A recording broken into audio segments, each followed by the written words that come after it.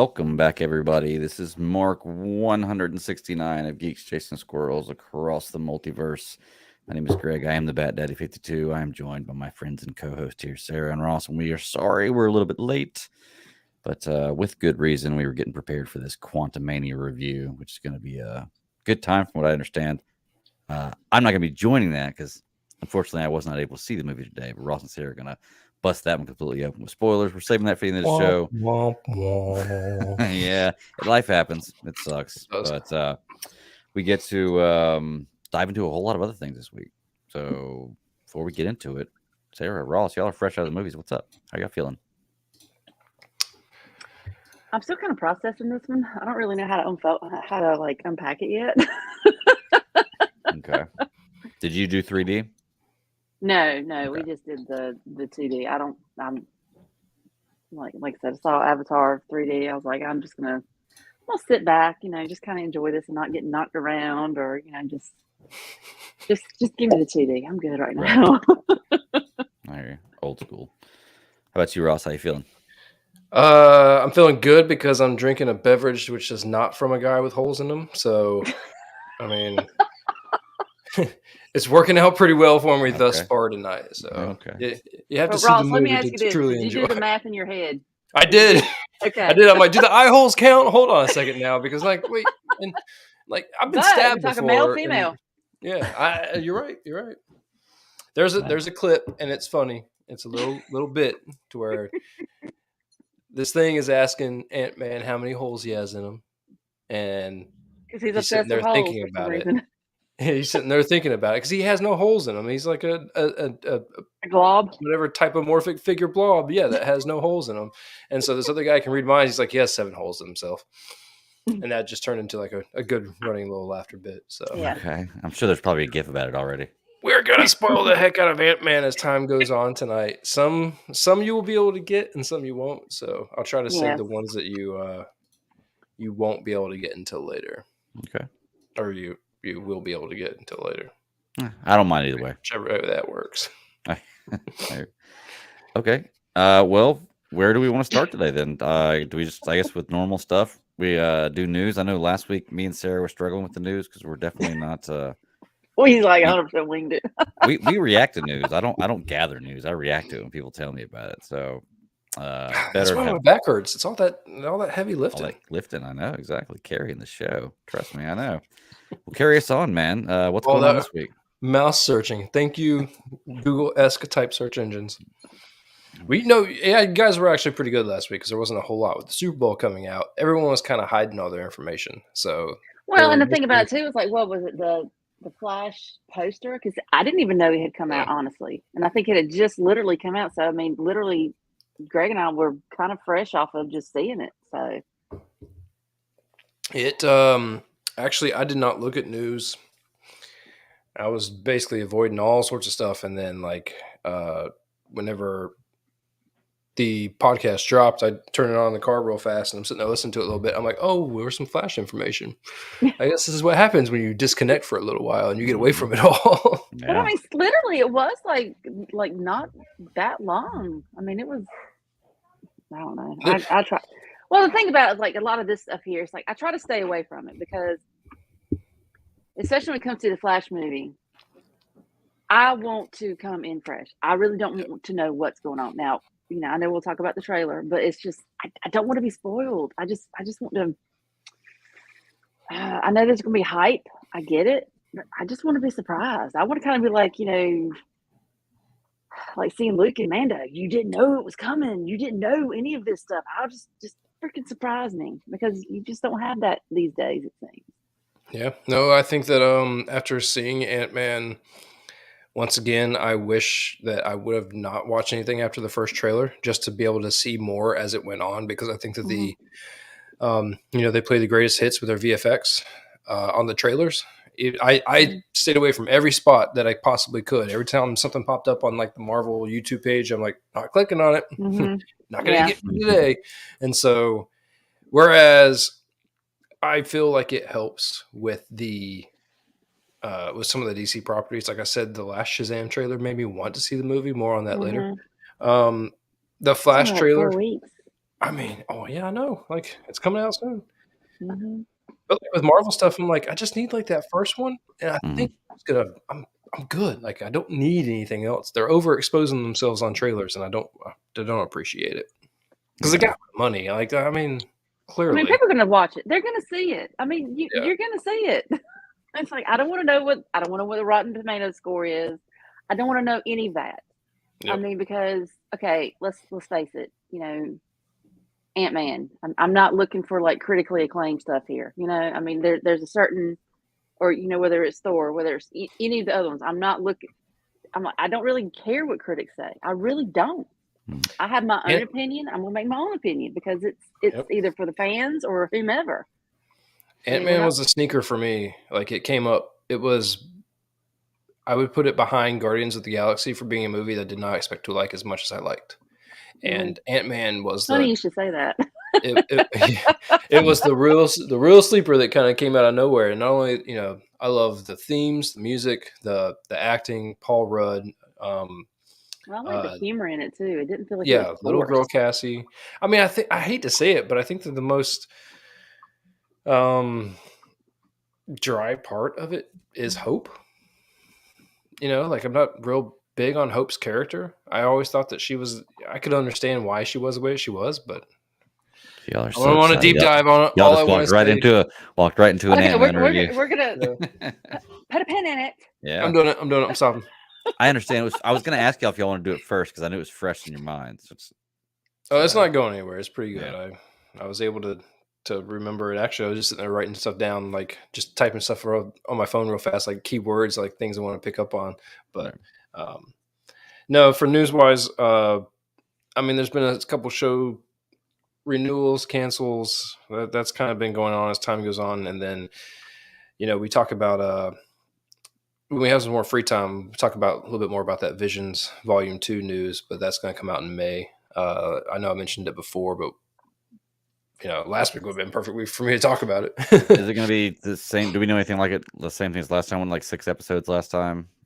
I think it was directors, different 9 artists, or 10, but yeah, same thing. Okay. But they're going a little bit wider with their directing or with their animation studios that are taking charge of the stories. Okay. So you got Spain, Ireland, Chile, UK, South Korea, France, India, Japan, and South Africa was the other one. So other than that, I don't know if anyone's been watching Poker Face. That got renewed. Hit Monkey got renewed. Somehow, some way. Like it was a fun little show, but I did not think that show was going to get renewed. That may be old news too, because I didn't hear anything about that. To be honest with you, I mean, I remember watching the first season, but yeah, it's kind of weird that one got renewed. And then that's really it. I watched a couple things. Like I watched the Harley Quinn Valentine's Day special, which. Pumped for the best VD ever, you know, if you take it the wrong way. It was a pretty funny little show. And then if you haven't watched Yellow Jackets, last weekend I watched almost the whole entire series. Watch it. It's really good. It's been on my list. It's a show about a soccer team from 1996 that was going to nationals and their plane crashed. And you get both the 1996 and like the 2022 story. So it jumps back and forth between timelines. It actually centers around one of the main characters in the 2022 timeline is the character that played Kathleen in The Last of Us. Mm-hmm. That woman, she's in one of the main characters in Yellow Jackets. And like I said, it's been on my list. And when we watched Everything Everywhere All at Once, I kept the Showtime thing open because I wanted to watch the Showtime add-on attached to my Paramount thing because I wanted to watch that show, and I finally did, and I'm really happy that I did. Is it completely fictional? Like, is it a real team that crashed in the 1996? No. Like, it's a fictional story. Okay. It's about what they, you know, how they. It's a girls' soccer team. There's a couple dudes there. You know, it's just it gets real in some moments. I mean, you start talking about, which I knew about this and it didn't ruin it for me, and I don't think it ruined for anyone else. Hints of like cannibalism and like mystic site stuff that goes on, kind of lost-ish when they like crash, but not to that level of like sci-fi really. So good show if you want to watch it with Ashley. Definitely recommend it. She'd probably be into it. Okay. check it out. Anything, Other than that, other trailers, news? man. Oh yeah. Did you guys actually see the Flash trailer last week before the Super Bowl when you were talking last week? No. So it was just the poster? Mm-hmm. No, not. Yeah, we didn't see it before the Super Bowl. It was just the poster, so we hadn't actually talked about the trailer. Ooh. Yeah. And what's funny is I didn't even see the like 3-minute trailer until like a few days later, and I was like, I should probably watch this again, try to analyze it. Then I realized how much longer it was, and I was like, oh, so that was just like a teaser for the trailer at the Super Bowl. It wasn't the whole trailer. Yeah, I was basically saying it's like, oh, here's your teaser, but you have to go here to watch the whole thing. Yeah. And that's automatically where I went. Oh yeah. That I probably waited, takes but yeah, some same thing. commercials. So let's break it down. What y'all think about this trailer? Ross, I know when I talked with Sarah about it last week, seeing this, getting the solid date, like all this stuff that we know now, and knowing we're having a trailer coming out, I was asking, does it make her more excited? And she's still kind of, I don't know if you still feel this way, Sarah, but she said she was still kind of at the point where until she has the tickets or sitting down, right? You said you're sitting down. No, when I see the end credit roll. Okay, then you'll be confident. I mean, that you've seen I it. hate to say that, but I mean, you know, like I was saying, it. it's just. But this trailer. Oh, okay. Yeah, I'm a little bit more of a believer now.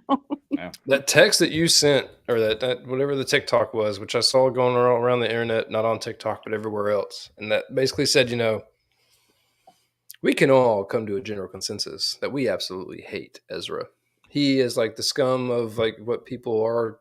Is the worst of the worst, and some of the crap that he's been doing lately. But everyone puts that business to the side whenever they watch this trailer. They don't put it to the side for him, but they put it to the side because of the movie. Right. And and that's the thing about it, because when all this started, you saw him as Flash in Justice League, you saw him in Snyder Cut, you saw all this, and it's like, okay, I'm good with that. But this is before he acted fool that brought all that shit to light, and it's like, dude, it's like, don't ruin this for us. Don't ruin this. We've waited so long for a freaking Flash movie. Don't fuck it up. I mean, that's kind of what I don't know. Maybe it's just the fact that everyone's like, dude, get your shit together. It's been long enough. We don't want to have to go back to the drawing board. We don't have to want to recast. We don't have to do all this shit. It's like, just get your shit together. Last week, you guys started talking about the how you would feel about how they handle this. So, like whether it be a continuation or like a basically a shift from Snyder to whatever. My take on it has been that's basically what they're going to do. Is that this movie clearly is going to be the moment to where the rules for the multiverse probably aren't going to be defined.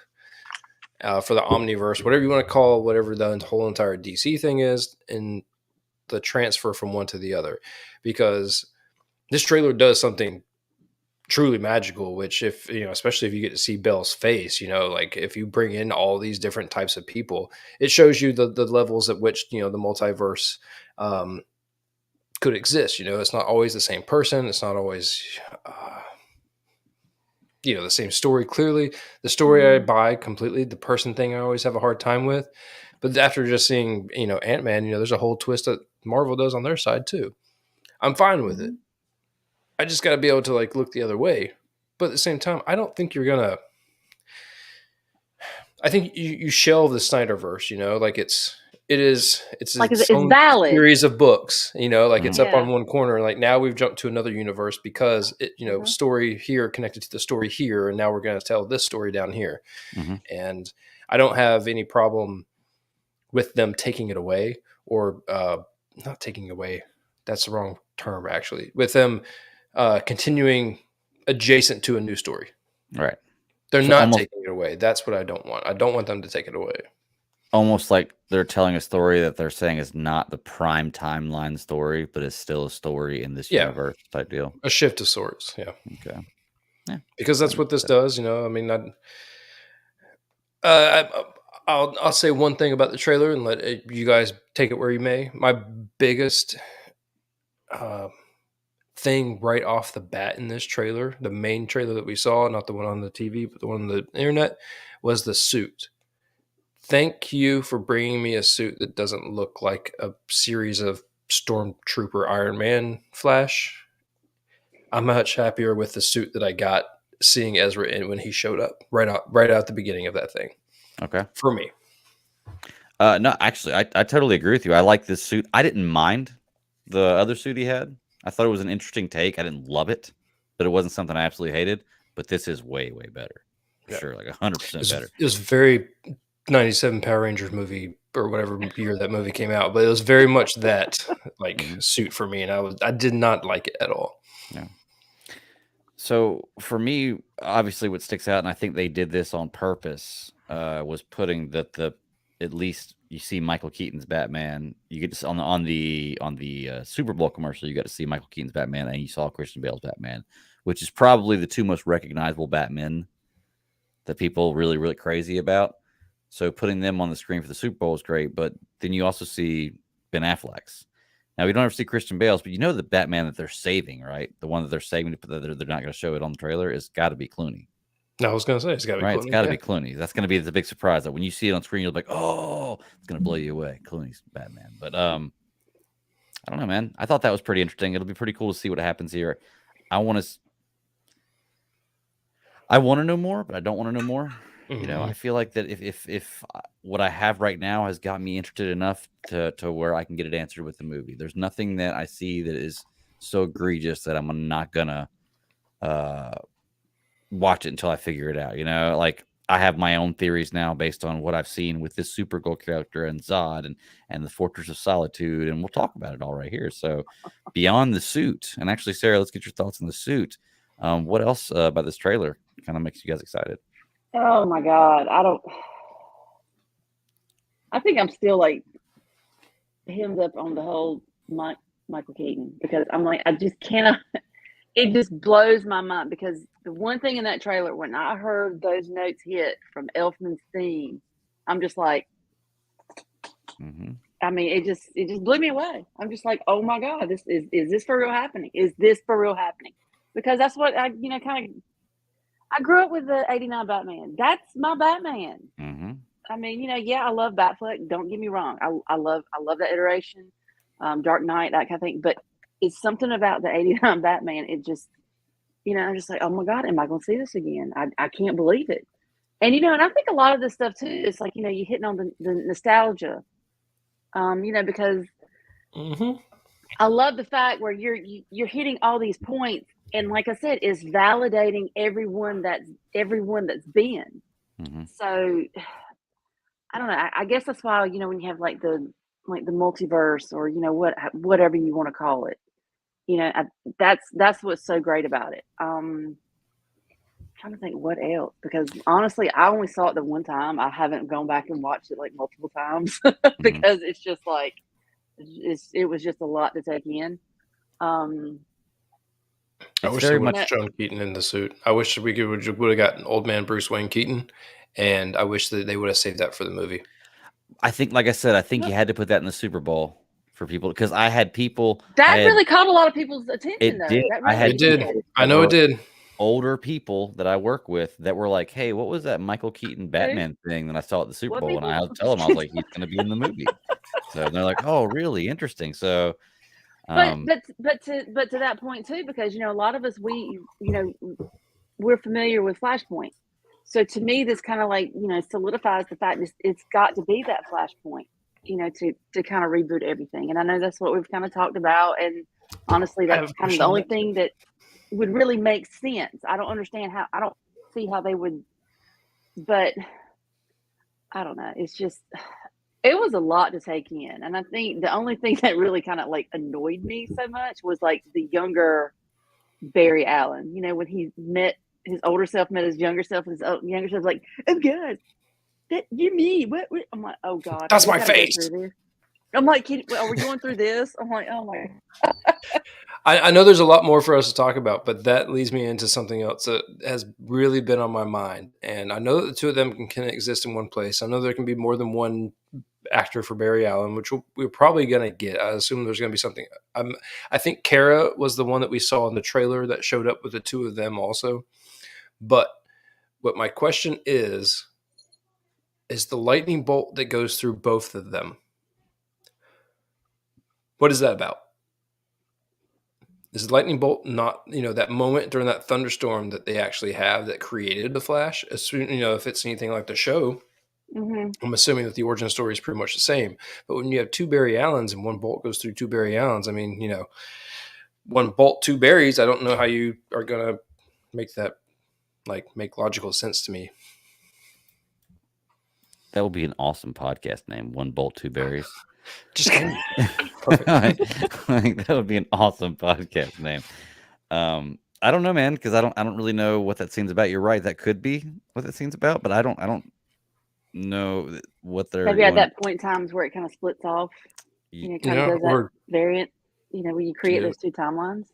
For the end, or Well, from what I take in this trailer, okay, this movie is going to be a situation where not only is he going back through time or going through time to do stuff, but he actually finishes whatever he thought he was going to do, and he breaks the universe. That's the idea, right?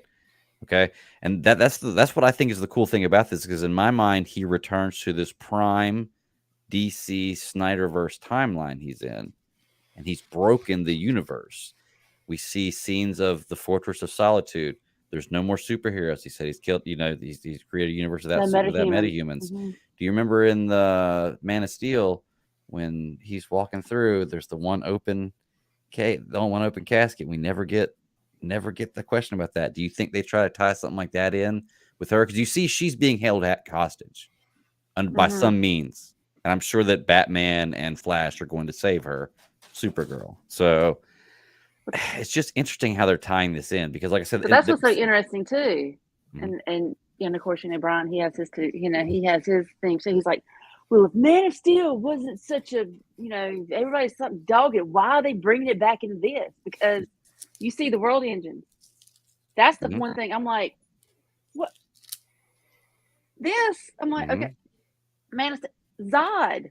Like, what the hell? So I'm like, you're tying in Man of Steel? Is it where you've erased Superman and now you have introduced Supergirl within that timeline and that, that kind of thing? I'm really interested to see how that works, because Zod threw me off. I was like, whoa, where the hell did this come from? I think that's exactly what it is, what you're saying right there. And it's okay. I'm okay with that if this is done right, because I get that they're using this to reset the universe. And that's an okay storyline. I need to know more about how Superman is not in existence, or maybe not Superman, because we did see a Superman suit in the preview. So I want to see that. But like I said, it gives me like enough to bite onto to be like, okay, I want to figure out what this story's about. I like That's what makes it so hard for me to buy it off in a movie, though. I mean, it's because the possibilities can be endless. So how do you keep a contained 2 to 3 hour movie about all these possibilities and make it seem like you're not setting limits for yourself? Like that has to be really good storytelling. And that's what my fear has been for this movie. From the beginning when we start talking about Flashpoint, because you have to tell the story really well in order to make people believe that there are countless possibilities that could exist, but we're choosing to focus on only a couple, and those couple can completely change everything about the whole entire universe. So yeah, I'm gonna bring that point back up later when I'm talking about Ant-Man. Okay. Yeah, I mean, I get it. I don't know how they're gonna do it either with the 2.5 hours. Like I said, I kind of look at this as a story as universe broken, fix it, and then I feel like at some point in time, this Barry Allen from the Snyderverse is going to sacrifice himself, become one with the timeline, with whatever.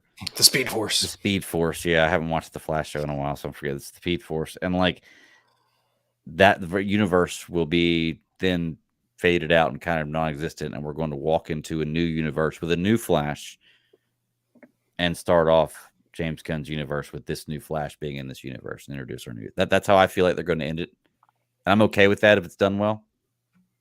I still have my Snyderverse movies. There's still more to come from some of that stuff, but I'm interested to see what happens with James Gunn's universe going forward. It sets a decent precedence because it allows them to keep telling stories from here on out. But you can't break the universe so badly that you can't do this again at some point. So yeah, I mean, you don't do the same thing, but yeah, right. But I mean, like you can't make it like a dead cutoff that's so bad that you can't come back from it without making it seem like you left the door open for future references, like meaning like the Flashpoint type reset could still exist, but there has to be some sort of like variable in there that means like this is why it worked this time. Right. It can still work in the future, but like this time, this is the one thing that made it possible. And so I hope that they do that. Yeah. Sarah, you got any last thoughts about the Flash trailer? We're going to get at least one more between now and I don't want another one. I don't want another one. Yeah, I'm good. I'm good. I mean, honestly, I'm good. I think I'm good too, but I'm not going to lie. If it falls across my timeline, I'm going to watch it, right? I'm not. I'm avoiding. I'm gonna try not to. I'm gonna try to like just let it unfold organically. So yeah. What is it? June 16th, I believe. Yeah. So June 16th. Mark your calendar, fellas. Mark your calendars. So yeah. So I'm gonna go back and watch it another. Probably a couple more times. I just haven't had the opportunity to do that, but it's just. I think I'm good with that. I don't think I really want to read too much more into it, right? Because this is one that's been so long in the making that I'm like I just can't. I don't think my mind can handle it. Mm-hmm. Sarah's gonna have to go buy physical tickets. That way she can keep her hand on something until the moment that the movie comes out. Because the digital ticket and a copy of that ticket and like a picture of it and it's not gonna work. No doubt, because I mean, even tonight, because I knew I bought tickets for Quantumania like back in January. When it came out, I was like, all right, I got this, and the ticket wasn't coming up in my wallet, in my app. I'm like, oh hell no. But I mean, I had like the email confirmation. I said, oh, like you're not gonna screw with me today. No. Oh yeah. So yeah, it's kind of like, oh my god. Dude, I can't remember last time I actually had a physical ticket in my hand. No, I think my last one was actually the first time I went to go see The Force Awakens. I think that was the last one I had. Yeah, I couldn't tell you the last time I bought a physical ticket. Well, I found one. It's when I had cracked open my Twilight book, my very first Twilight book, and I had a ticket stub from one of the like 5 times I went and saw that movie. Is that a good thing for movies or a bad thing for Twilight? I don't know. It's just the fact of the matter. It's like that's what I'm saying. It's like I can't really remember last time I actually had a physical ticket. It's crazy because you don't really need them anymore. They put them on that heat transfer paper, man. They don't last very long at all anymore. No, they don't. It's like whatever happened to like the literal like ticket stub where they now they do all this digital vault keeping of your tickets like on like the Regal app and stuff like that. If I go see them in Regal and like that's all a pain in the ass, I'm like, what is this crap? Like I don't need this. Like send me like a gigantic, an 8.5 by 11 sheet of paper that looks like a ticket or something. I don't know. Make me happy some way. Either way. Guardians is our next trailer. That was really the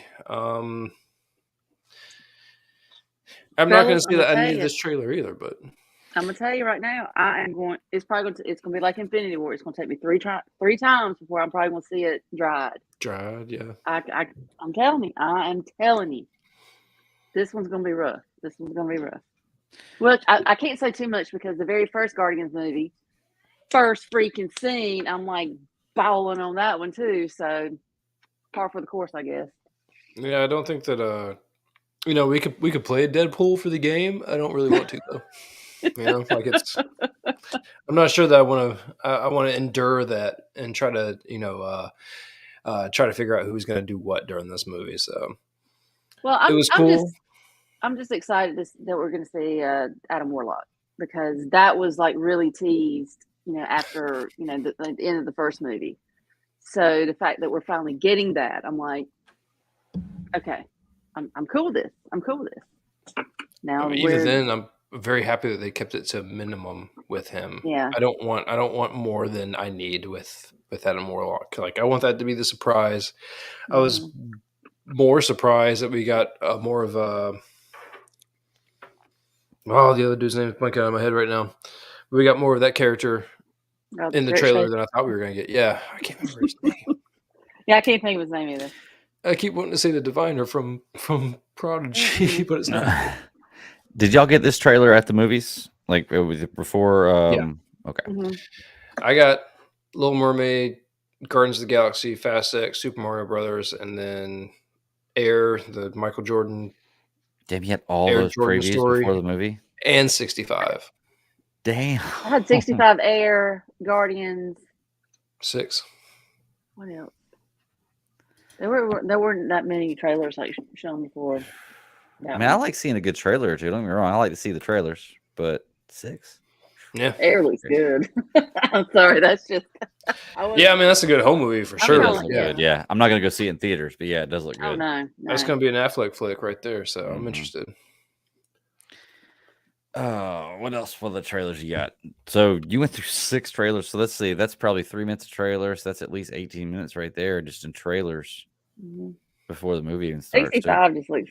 I don't think I had seen like the full trailer. I've seen like bits and pieces. I don't think I've seen the there's full so trailer. many pieces though. That's the problem. Is like it all kind of looks the same whenever you start looking at it. You start watching from all of the trailers pieced together. You don't know what's reused and what's not. And so to me, it's just one big. There's going to be dinosaurs. Adam's got a gun, and he's he's pulling a Pedro Pascal. Taking the kids somewhere. So, all right. Hey, Nathan asked, "What do you guys think about all the MCU delays?" Yeah, I saw a little bit about that. It just sounds like they're trying to like just because did you guys see the Marvels poster? Oh yeah, the one with the 3 on it. Yeah, I don't think I did. I don't know if I'm really excited for that. I don't know why. I don't know. I'm just not really like. I don't know. I'm okay with it. I think that Brie Larson's done some interesting things, not playing Captain Marvel, but they did definitely intrigue me at the end of Miss Marvel on how that whole thing is going to work, and I want to know more about what's the other character's name. What are they calling her? Spectre. What's Monica Rambeau's character? Yeah, what are they? I can't remember. Shit, Ross, you're supposed to know this. Look, it has been a week, woman. It has been a week. Yeah, this is it right here. About it. This is that poster. Yeah. I mean, it's cool. Damn it, Nathan. Nathan, really? He's got a point. I mean, I was going to say one on top of each other, but yeah. See, yeah. I actually didn't think about that until Nathan said it. Thanks, Ben. That's all I can think about. That's clever. I enjoyed Miss Marvel. I enjoyed that show. I mean, I really did enjoy that. I mean, and to see, I don't know. I don't know how I really feel about this. And I think that one is probably give me a good trailer to kind of really like. Which I hope is what they're doing. So yeah. This is one that I'm definitely not like super excited to see, but I'll watch it when it comes out, and if it's good, then awesome. I got a great movie. So that's really kind of where I'm at. I'm not expecting a ton out of it. I can't remember saying it's like I think they had they're pushing back some of the content, the Marvel content, so it's not like boom, boom, boom. Oh, Feige said that when he was in an interview, and basically what he was saying was that he like what they're planning on doing is just not hitting you with so many shows and so many new things right off the bat, because they're basically flooding the market with MCU stuff is essentially what he was implying.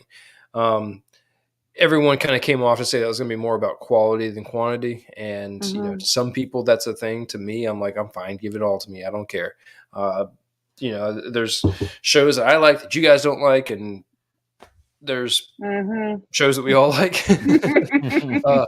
But I mean, I at the end of the day, like I'm all for it. And I find people who like each of them for what they are. And they were coming out fast, but what really had happened was that COVID hit and they needed an alternative plan to really kind of stay relevant. Plus, they were trying to figure out their post in-game story. So it really took a minute for them to find their footing with all of it.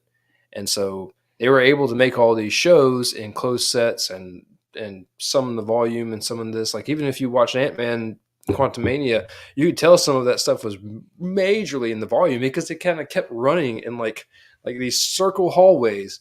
And so, like, in order to not run across a full football field, they kind of kept running in circles to help expand the set that they were in. I know the whole thing was VFX anyway, because it can't not be. You know, there's nothing really practical about that movie. So, well, I'm still kind of stuck on the, you know, after the 10 years of like the, you know, the actual MCU, now you're like in another phase, and it's really hard for me to kind of like grasp onto that. Yeah, and it is for everybody. Like, fans, like big fans and not big fans of what they've done, because they did, like we've said it countless times, they told a very good story like that had start, bookends.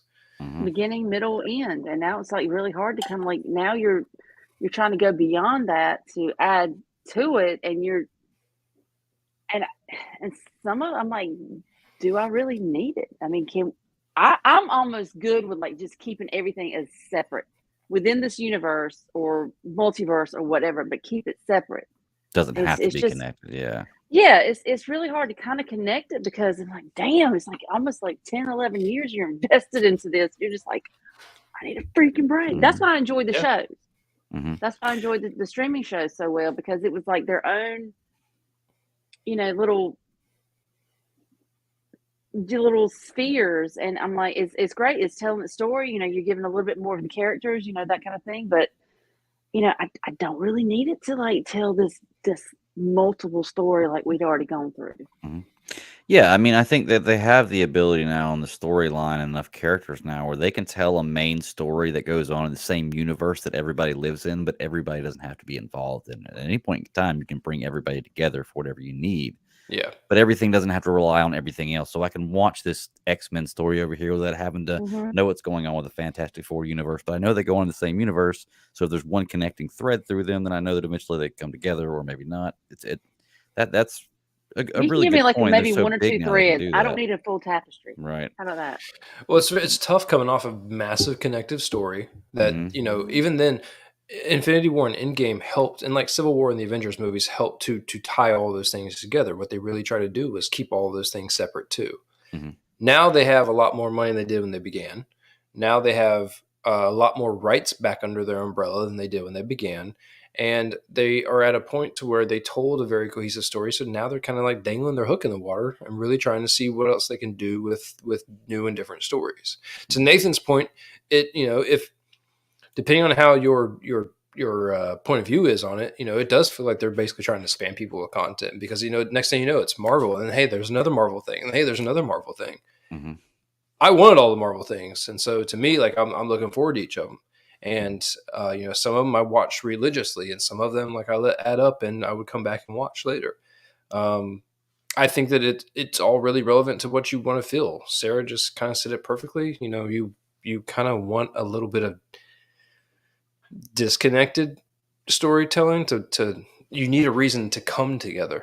And if you keep everything in the same pool, then it all feels bland and muddled. You know, you're not going to have that surprise feeling of things coming together. So, well, Nathan describes it here in the chat room as Phase 4 is a 2-year spamming of nonsense, and I get a lot of that, but the way I kind of look at it is there was more that I liked out of this Phase 4 stuff than I didn't like. There was a lot of stuff I didn't like, but there was more that I liked when I had to weigh the two out. However, there's nothing that I love. You know, that's kind of where I'm at with it. There's nothing that I love out of this phase. You remember being in school, and look, this is going to be a really shitty comparison or metaphor, but you remember being in school and you're sitting there like in math class, and you feel like weeks go on or like months go on, and you're like, why are we learning all of this stupid shit? And you learn all these little things, and then all of a sudden you have like that moment to where you start learning this one thing that ties all that stupid shit together, and you're like, fuck me backwards. How? That's why we did all this. Yeah. Why didn't you just tell me? Yeah, You know, I like, get and that. I feel like you kind of you kind of have those moments like with shit like this, and Mm-hmm. I don't know where they're going. I'm not privy to any plan. I wasn't in the beginning. You know, they hooked me with Iron Man right off the bat, and I was there for the fucking ride, period. Mm-hmm. But now I don't know what my interests really are. I'm also, you know, years older than I was when I watched Iron Man. Right. And Right. so I don't know where, I don't want to say my allegiances lie or my interests lie, but I don't know what they're doing yet. And so eventually when it comes together, I mean, at least I can say that I watched it all. I know all of it. And when I see it, I'm be like, I'm that Leonardo DiCaprio meme. I'm be like, you know, sitting there smoking and holding the damn drink in my hand. Like, that's it. That's it. That's the one. That's why they did it. Yep. You're exactly right. I mean, it's like I said, I think that even Marvel's made it to the point where you don't have to watch everything. Even if it is certainly connected, you still have to watch every little bit of it to be able to get it. I'm pretty sure that when they introduced She-Hulk into the universe, the movie universe, a lot of people won't have to go back and watch it to get her. Some people may want to, and that's great, and it's great if they do, but I think that they like Nathan says, they spammed everybody with so much content that even they know that people are going to watch whatever they put out later anyway, because everybody's hooked. Everybody loves Marvel. We're going to watch what they put out. They put that out there to try to get a whole bunch of new different people, new different crowds hooked into this. Well, see, and I think that's one thing that kind of ruined me for like She-Hulk, because I mean, people that came because of She-Hulk. But the thing about it is, like, once I saw like the very last episode, to me, I was like, okay, I get it now. I get it. Mm-hmm. But it was like, you're so used to, you know, knowing a lot of these characters and a lot of the storytelling, whether it's, you know, however many episodes within the series, makes sense. But, you know. No, Rut-row. Not me this time. Good. Okay. Rut-row. Okay, so Sarah froze up there. She'll be back in just a second. She may not realize she froze up. Did you lose me? Yep. There you go. Yep, we got you. You're back. I got you now. What the okay, anyway. Your headset changed though. It sounded like you're using a different speaker. Well, I'm trying to think if it's still. Am I sounding better now? Because you sound fine to me. I don't know what it's doing. God, this freaking week. But anyways, like I was saying, my connective tissue, as my internet wants to be stupid. You shouldn't have insulted like it. No, she's in and out. She's in and out. She's back again. All right, you're back now. There. Gotcha. Inner peace. We're all there. Inner peace.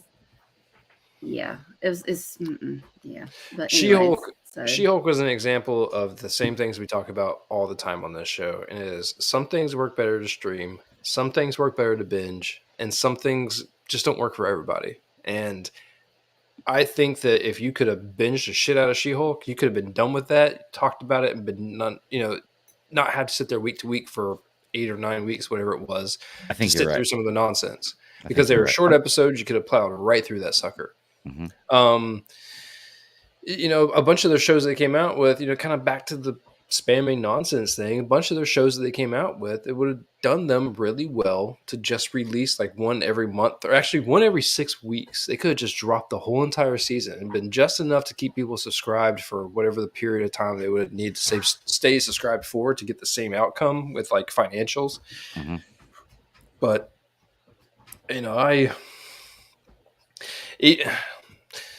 even like Last of Us, like I'm not to a point with that show yet to where I feel it necessary to keep coming back every Sunday for it. Right. Not to say that it's bad. It's just I felt like I had a lot more invested with House of the Dragon than I did Last of Us. Mm-hmm. So maybe after I get to the end of the first season, I will have that investment all over again with all these brand new characters with like Moon Knight and then Miss Marvel and then She-Hulk. You have all these different people. Man, when you get introduced, I think there's a reason why they do movies instead of TV shows. I want TV shows for a lot of stuff. It works for me for Loki. Like, it's only 6 episodes, but Loki, I was hooked. I was coming back every single week trying to figure that shit out. Mm-hmm. The indifference of WandaVision worked for me. Like, each episode was different. It was decades. Like, I was cool with waiting for a week and then, like, being like, last week was 50s, and now we're doing 60s. Now we're doing 70s. Like, that was a fresh idea. And so sometimes when you do something like She-Hulk and they're 30-minute episodes and they have like a real non-essential plot line, you just need to hurry up and get through it. Yeah, I agree. You know, how do we get off on a talk about She-Hulk when we were talking about Guardians of the Galaxy trailer? Yeah, I was like we chased a serious squirrel. I was sitting here, I'm trying to keep track of time here, and like, okay, we started talking about this at this time. I'm like, where do we go honestly, I don't really want to unpack the Guardians of the Galaxy trailer. I mean, honestly, I don't, because there's a lot of shit in there. I'm like, I'm not ready to accept the ending. The ending was very funny, and it had everyone that I know that has seen it laughing their butt off, especially if they know Nebula and the Gamora story and everything else. Like the ending to where it's like, it sounds like her, and then Peter stares into her eyes, and she's like, "Don't even," or like whatever the case is. I think Nebula's got a cool new arm. That shit looks pretty hot, literally. So I'm interested to see what that's going to be about. I think that this whole love story between the otter and the raccoon, I don't know where I want to see what that go, but I know, I'm done. But other than that, like, it's good. Well, I think the thing that's killing me too is like, when you see Peter, something traumatizing happens, and it's like, no matter how lighthearted or funny or something happens, I'm like, that's what I'm like, oh shit, what is about to happen? I'm like, I need to be prepared, because it's going to be emotional seeing Rocket go through his backstory, because it's some messed up shit. I'm sure you're just like, oh, I don't, I've got Claire sitting over here. She's like, oh my God, Mommy. I'm like, oh, I know. Just shit quiet. So, I mean, and you see that, of course, then, the whole Among Us thing, with the suits, Gage is sitting there. He's like, Among Us. I'm like, shh, quiet. I know, be quiet. So, I think there's going to be some heavy shit, and there's going to be some lighthearted, funny shit, because it is Guardians. But I'm just like, I just don't know if I can handle the heavy stuff. That's just, I don't know. I'm interested with, now that we know, Peter's got actual family. So, there's more to it than just having a family of people that he chose. No, not about the NFT tickets. Yeah, I'm still not in NFTs yet. I gotta wait until they get like insanely popular and way too expensive for me to get like really into before. Wait till they blow up, then I'll buy them. That's how I roll with the stock market. Let's see. Other trailers was a bunch of TV spots from Mandalorian, Fast X, Transformers, Rise of the Beast, 65, Super Mario Brothers, Creed 3, Scream 6. Creed 3 is already out though, isn't it? No, Creed 3 comes out on 3/3, I think. Okay, I thought it came out this week. Okay. Which, dude, all right. So, like, I watched a couple minutes of like interview stuff for the red carpet event, for the Ant-Man red carpet event. Just because they're on YouTube, I pop in there every once in a while just to see. Dude, these two dudes are massive. Massive. When you've got Jonathan and you got Michael, and these two are going to fight each other in Creed 3, and they are massive. I mean, like, watching Jonathan Majors in a suit walk the red carpet, a suit that could not fit him, I'm like, there's probably no suit that will fit him, because I don't think you can get dimensions that work like that. Like, maybe he's got the Rock's Taylor. Wow. All right. The Rock is big, Jonathan Majors is cut all to hell. It's gonna be a good movie, man. Yeah, I mean, I don't know how you would. I've never been that big. No. I don't know how you would buy any kind of clothes. You're right. You'd have to have every piece of clothing you wear tailored to you. It just looks so mean, that trailer. I mean, when you see the emotion that Majors brings into it, you're like, dude, he's going to put his fist through someone's head, not like against it and slow motion crap. It's going to go through said head. Some zombie type stuff. So, yeah. It'll be interesting. The only other notable trailers I had, which I don't know if you guys watched the Paint trailer, the Bob Ross wannabe story with Owen Wilson. I have not seen that trailer yet. I heard about the movie, but I haven't seen the trailer. Yeah. We got the Ted Lasso season 3 teaser. Okay. And then the White Men Can't Jump trailer. which we were discussing a little bit beforehand. This is a complete remake. It's not a reboot. It's not a continuation. It's not like a father-son, kids 30 years later. It's a complete remake. I did see something about that, and I'm Yes, like, wow. It looks kind of funny from the bits they had. I mean, it could be they're only showing the funniest bits ever, but I don't know. I mean, I can't say that it'll be bad because you're right. I like the first movie. I don't know why telling it maybe a different story couldn't be good as well, but the why is the question. My biggest question is who is going to play Rosie Perez's character in this new show? Oh, yeah. Because she's on a level all of her own, and I'm not talking vertically. She is she's a firecracker. Yeah, she can still play that character. What if she played the same character? That'd be crazy. 30 years later, I don't know. What else you got, man? The trailers. That's it. All right, let's talk shows. Let's talk shows, man. Let's talk about what we got. We got 3 shows and a movie. Okay, let's start with Bad Batch. Good, not this one out. Shortest show. He's one to get rid of. I watched all of them this week because last week, obviously, there was a 2-parter that I didn't watch the second part of.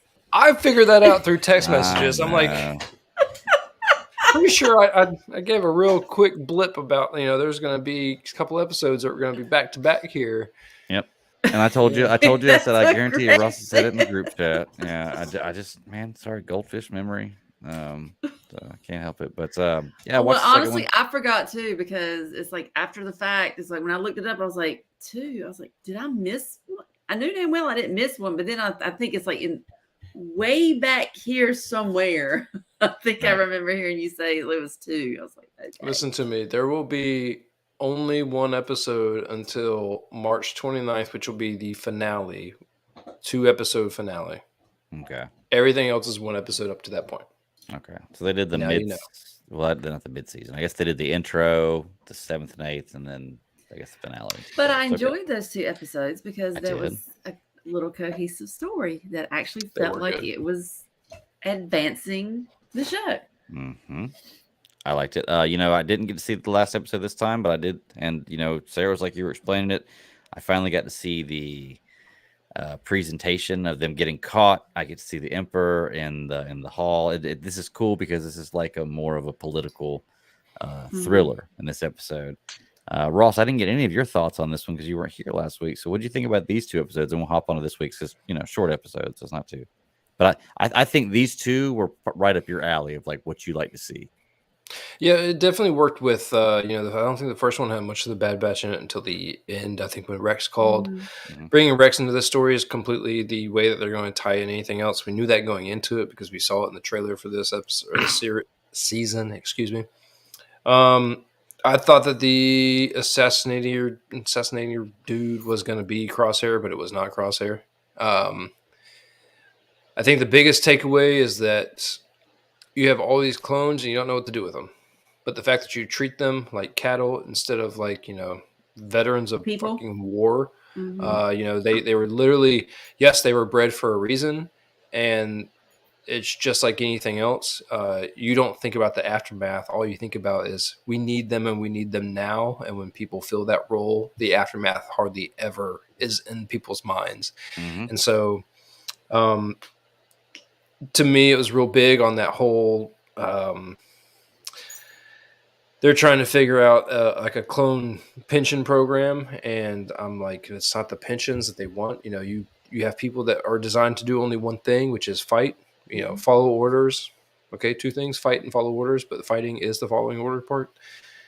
You can't just separate them. We have enough problems like in our own reality with that type of shit. So to me, I was like, yeah, it's probably a lot harder when you're born and bred for that. Mm-hmm.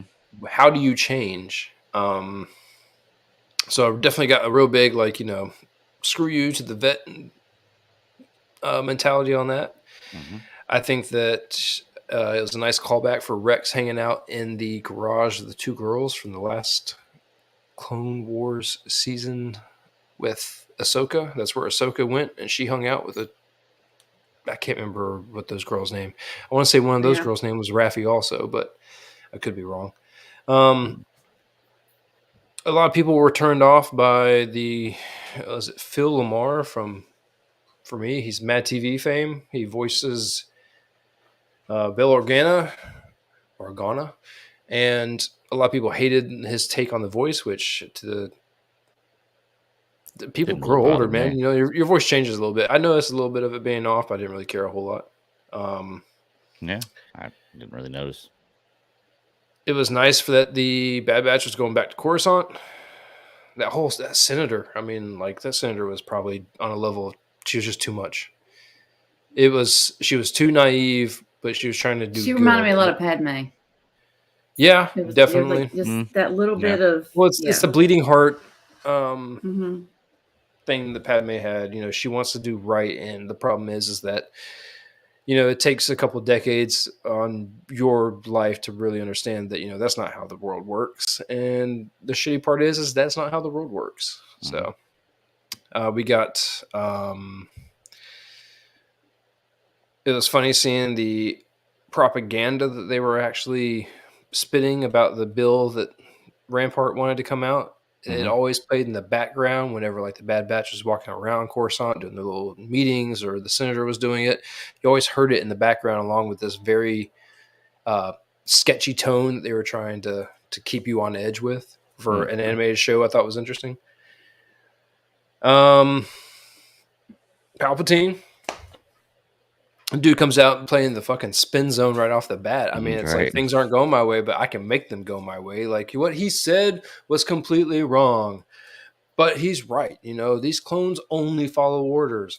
And what I need is a bunch of people to only listen to me. And if not, I can kill them. That way they only listen to me.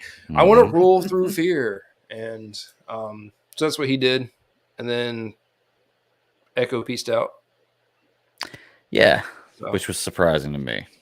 That Echo was, because I know Sarah told me that there was one who leaves at the end of the Bad Batch. I was like, oh, I figured it would be Hunter, but Echo's kind of. Now Hunter's got he's got to play daddy to Omega. I mean, that's he's too much of the Leonardo role. You're not going to get him. Yeah, you definitely need like a. I compare the Bad Batch to the Ninja Turtles all the time. I was saying, I like that reference. You were sitting here saying that, and I was like, "Ooh, who is who?" Okay, gotcha. I know Michael. It works out very well, you know. Yeah, Donatello, Raphael. Yeah, you're right. It does. So I mean, you have that. Because Wrecker's definitely Mikey. Yeah, which leaves by virtue of numbers, Echo is going to be Raph. So, Casey Jones. See you later, Casey. Well, I mean, I said Ninja Turtles, not Ninja Turtles +1 or 2. Yeah. This one though, it's so interesting how tech has been like such the like forefront of a lot of these episodes, and kind of a dick too, right? I think what they've been doing is trying to make things seem a little bit more emotionless than what they really are. And I think that the emotions are around Omega, and how she's going to deal with her teenage, everyone knows that I'm the weakest link bullshit. So she's trying to handle it. But yeah, which, I mean, once again, they just need the Mandalorian to show up and come and like usher her along her way. I did like the fact that she was taking enough of a stance, but not like a overbearing stance on the fact that she still was a clone, and the Senate talks. And when you had, what is her name? Tiramisu,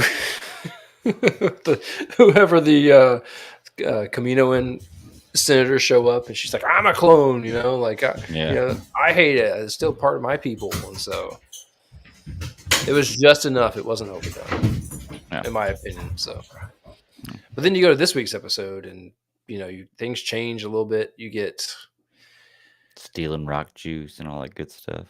Rock juice. Yeah. That's what I like to call it. Rock juice. I want to reserve that name for something. Reminded me of the wax candies. You remember the wax candies you used to have when you were younger that had the liquid inside the wax, and it was only like an ounce of liquid. Choose your words wisely, because this could go badly very quickly. Yeah. But yeah, sorry, I didn't mean to interrupt you. Just reminded me of rock juice. I guess Sid's bought an empty well. Yeah, I'm trying. Ipsium, I think. Yeah, I think is what it's called. Yeah, first off, screw the Sid character. I'm going to jump to the end because that whole little bit at the end was just really, to me, the only part that really mattered about this episode, which was her showing her true colors of, I don't care about you enough to take care of you at all, no matter what you've done for me. And that was kind of where, to Sarah's point, where you have Tech kind of being focused on throughout the season. He did the logical things, which was like, save Sid from the bad dude, so he has to race the riot racer things or whatever. All of it was kind of very emotionless. Now to a point to where Sid's like, screw you guys. I wonder if he's gonna pop. Like, is Tech gonna lose his cool and be like, this bitch? Like, all of a sudden he's just gonna flip a table and things are gonna go crazy. I just don't think that's Tech. I think that's just him. It's He's not the Tech, one that's like just the cool, calm, and collected. I mean, he's just very like. But that shows you how bad a situation can get when the cool, calm, collected person loses their crap. Mm-hmm.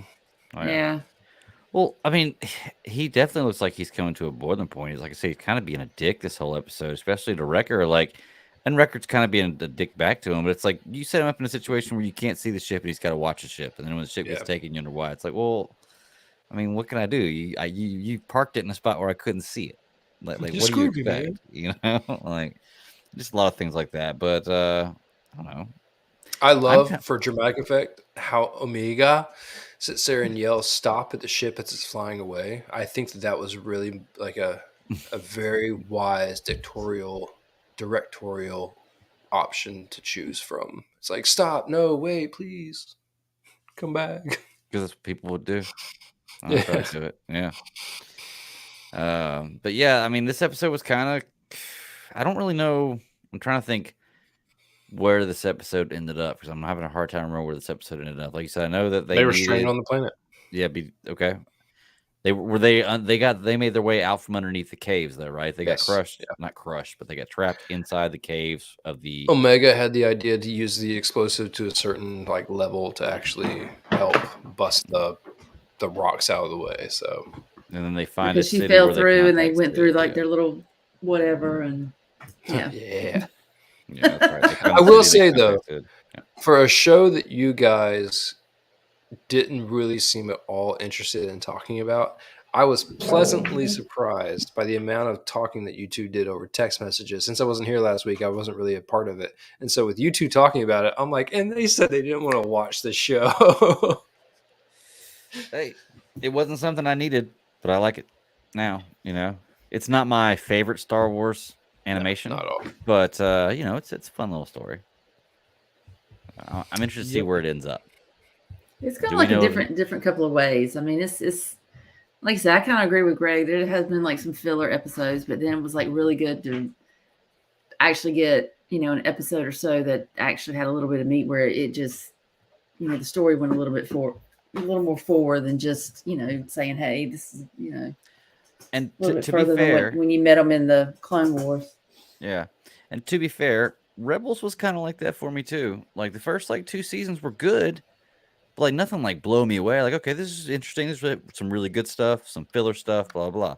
Then you get to the season finale of season 2, and then that show just takes off.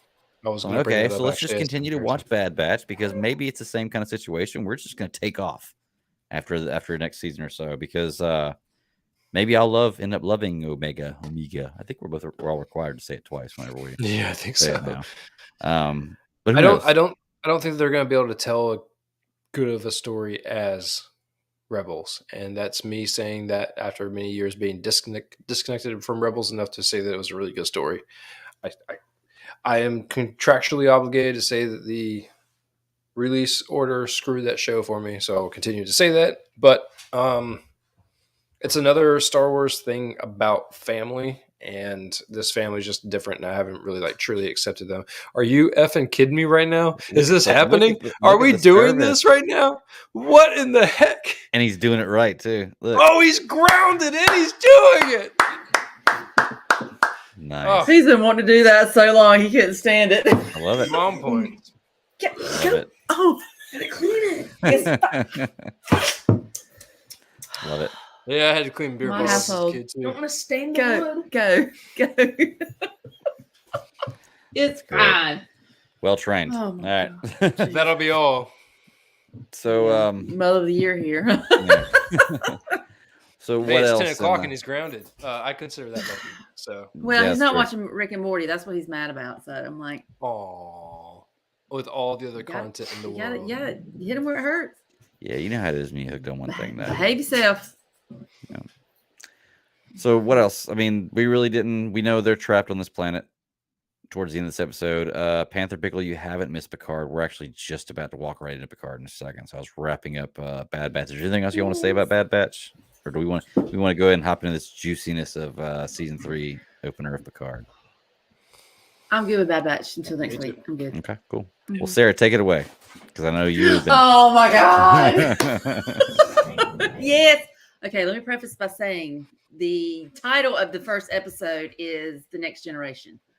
Boom, right there in your face. Yep. All right. Well, I mean, if anybody has followed any of it, seen any of the promos, any of that stuff, you know it's going to be obviously a continuation Next Generation. We're going to see characters that we love, we've already seen before, you know, that kind of thing. So starts out, boom, you see Beverly Crusher. Haven't seen her in like eons. Loving the silver hair. Love it. That's what I want. I just want just let the tresses fly. And homegirl is, I don't know what is going on this ship. Looks like some kind of covert, whatever she's got going on. You've got this species that's hunting them or whatever. She pulls out the damn phaser rifles and she's taking shit out. I'm like, she don't have that shit on stun at all. No, she's obliterating folks. And then the fact where, you know, then she's like, okay, well, whatever happens, she gets shot. And of course, it's like that, you know, the one shot in the abdomen where it's like, you know, you don't know if you're going to live, you're going to die. Could be fatal, yeah. But, all right. Yeah, because you already got shot in the shoulder. Yeah, you got shot in the shoulder. And I think Gage was actually watching. He's like, if you're shot with a phaser, why are you bleeding? I'm like, you know what? Welcome to science. You got a point there. I'm like, is it just a burn? Is it because like with lightsabers? Okay, thank you. I don't need you. Thank you. Input not required. Off, it cauterizes their wounds. I don't need you right now. That's Thank you. great. So, he's not wrong though. Lasers are the same. I know. I give him credit on that. I give him credit. I'm like, you've got a point. Lightsabers are laser swords. But anyway, so Blasters we are laser guns. Talk amongst yourselves for a moment. Got it. I think that you have a very interesting moment because it opens up. You don't know what's going on. You got cases not only with Beverly's name on it, but you have is Eric the husband? I think the name was dropped. So you not only have the two of them on the ship, but I mean, you don't know. Jack. Jack. Okay. It's Jack Crusher because when you go Must be through thinking of all the actor's actual name. That wasn't me. And so, yeah. It does the same thing with that. Like, you don't know what's going on. It's just enough mysticism. I thought they were going to screw up and I thought they were going to give me too much. I'm like, hold on. Before you tell me where I'm at, maybe you just give me like a real quick, like, put the blurb in there. Just enough for me to be like, what's going on? And then they did it. You know, they roll a title and I'm like, okay, thank God, because I don't need anything more. I was really worried they're going to show me the people. They're going to show me a problem. And I'm like, I don't want that right in the first episode. Well, I can tell you going into this, not being as big of a Star Trek fan as y'all have been, and I love it so far, and I want to learn more about it, but I just don't have the history with the franchise. Watching the Picard before was something that I could watch, and if I knew stuff about Star Trek, it was like cool, little Easter egg. This looks like a fan fest farewell tour. Oh, yes. For Patrick Stewart, to be truly honest with you, is what this looks like. Now, I think that I'm really going to enjoy this season, but I feel like if I knew more about Star Trek, this would be like, oh my gosh, you know, I'm going to have to take a shower after I watch this type season. Because from what I see just in the previews and the people they're pulling out, and like you said, the title being The Next Generation, this looks like they're going for a really, really fun ride on this season. I was highly. I mean, I think impressed it's with just it. like like that final hurrah. I mean, it's because this is the final season. This is the final season. Of This is Picard, the final if I'm not season, but I mistaken. mean this is like the last you see of Patrick This Stewart will be the on last of screen that. for Star That'll be Trek it. Unless they at all. back the money truck up to his house, which I Yeah. don't think they're going to. He said that there is a rumor that no, he did not say that there's a rumor. He gave a little bit too much of information about him and Ian McKellen with the Marvel Universe, and things have been going crazy with that information. But this is supposed to be his last moment of playing Picard, which rightfully so. Homeboy is getting to that point where he is really old, and as much as I don't want to see him fall apart. I want him to be the national treasure that he is, or the interplanetary treasure that he is, and I want him to continue on with this because he is literally doing something fantastic by coming back and making Picard. The fact that we have this, but you're right, it's a farewell tour. This is the greatest hit heroine, really. Like that's what this season is supposed to be. We don't want Jordan with the Wizards, basically, right here is what we want. We want to see him go out on top. Which ironically, the Air Jordan movie is coming out on 4/5. just gotta point that out there, for a comeback. Yeah. But go ahead, Picard. That is kind of crazy. I didn't think about that. 4/5. So Kev asks, he says, I haven't seen the anime yet. Any good? I hear bad things. Not yet. Okay, we're not there yet. Yeah, that's going to be the end of the show. I didn't get a chance to see it. These two did. They're going to do a review of it after we get done talking about these next two shows. But so if you want to stick around for that, it's going to be full spoilers. Panther Pickle's on here. He's talking about Picard because I know he loves Star Trek as well. It's great. And he's Picard's We're not there son. yet. Yeah, we're not there yet. We're getting there. We're not there yet. Started this episode, but we're going to get back to that one. Pickle. So let's keep going. Credits roll, and then can I ask a question? So is this season set 20 years after where the last season ended? Is that what I'm kind of understanding? Have we taken like a 20-year time jump? From like the 20 years they're referring to is basically from like the last time, like with the actual crew of Enterprise D. So it's way 20 before years after the Enterprise stories. Yeah. So if you think about like the end of the Next Generation, like that series, that's the 20-year gap they're talking about.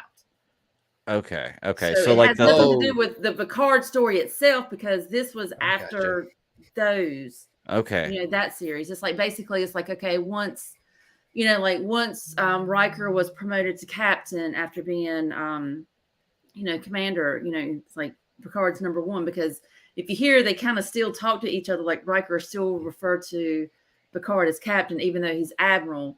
And then if you heard Picard called Riker number one, because that's what he's called him, because that was his, first officer. Mm-hmm. So that's what they're talking about. It's like that period from the time like that tour or whatnot ended to now.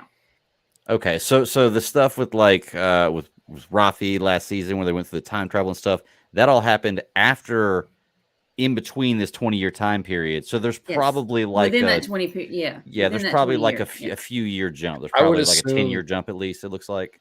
I would character before stuff from different stuff happened. Season? From last season, I would say. We're probably looking at like 10 years. I would maybe say a couple years. A couple years? Okay. Yeah, I don't think it's really going that far, because it's like, I would say maybe jump a year. I didn't get the vibe that there was a crazy amount of time. No, because it's like Rafi's kind of doing her own thing, because you're thinking, because I mean, I don't know about you guys, but I automatically knew that was her. I was like, that's Rafi. That's her. Oh, I knew it was Rafi. The girls. Yeah. But I did not know that she was doing a trick, like some exactly. Some back end. I was like, is she on drugs again? I'm like, no, Rafi, what did you do? She's like, you can't split a 7 perfectly. That's a bad joke. Anyway. Yeah. Well, and then when you see 7, it's like, I was like, whoa, because there had to be a little bit of time there, because she I don't know, it was crazy. I was just, for me to see 7 of 9 in a Starfleet uniform is ridiculous. Yeah, because even when she was on Voyager, I mean, she still had her own thing, own thing that she wore. which we know reasons why, but anyways. But it was like really cool. But and then to hear, she went by Anakin, Hansen instead of 7 and 9, I was like, ooh, I said that's gonna be a problem right there, because I'm like, that's it's like that's this name, but this is really my name, and that kind of thing. And that captain, oh my God, I wanted to fight him. He didn't even stand up when Picard and Riker entered the room. I wanted to No, fight he's already him. eaten. Yeah, he's kind right of off the bat. I'm like, you can't stand asshole. up for royalty. It's like, don't be a dick. Don't be a dick. I mean, he's not wrong though. Karen ain't no dick. Like I understand protocol, and you got to have you got to rules you got to follow, but he's not wrong in his mindset. But that's not the stuff you honestly, you just don't get to say that out loud. You just still go do what you're supposed to do, and just But at the same, I mean, he didn't have to give the ship up to them to go do this stuff. Like that was just them coming on hoping that he would do that. Like he didn't have to do this. So I understand not doing that, but you have to be a dick. Yeah, he didn't know right off the bat. That doesn't excuse the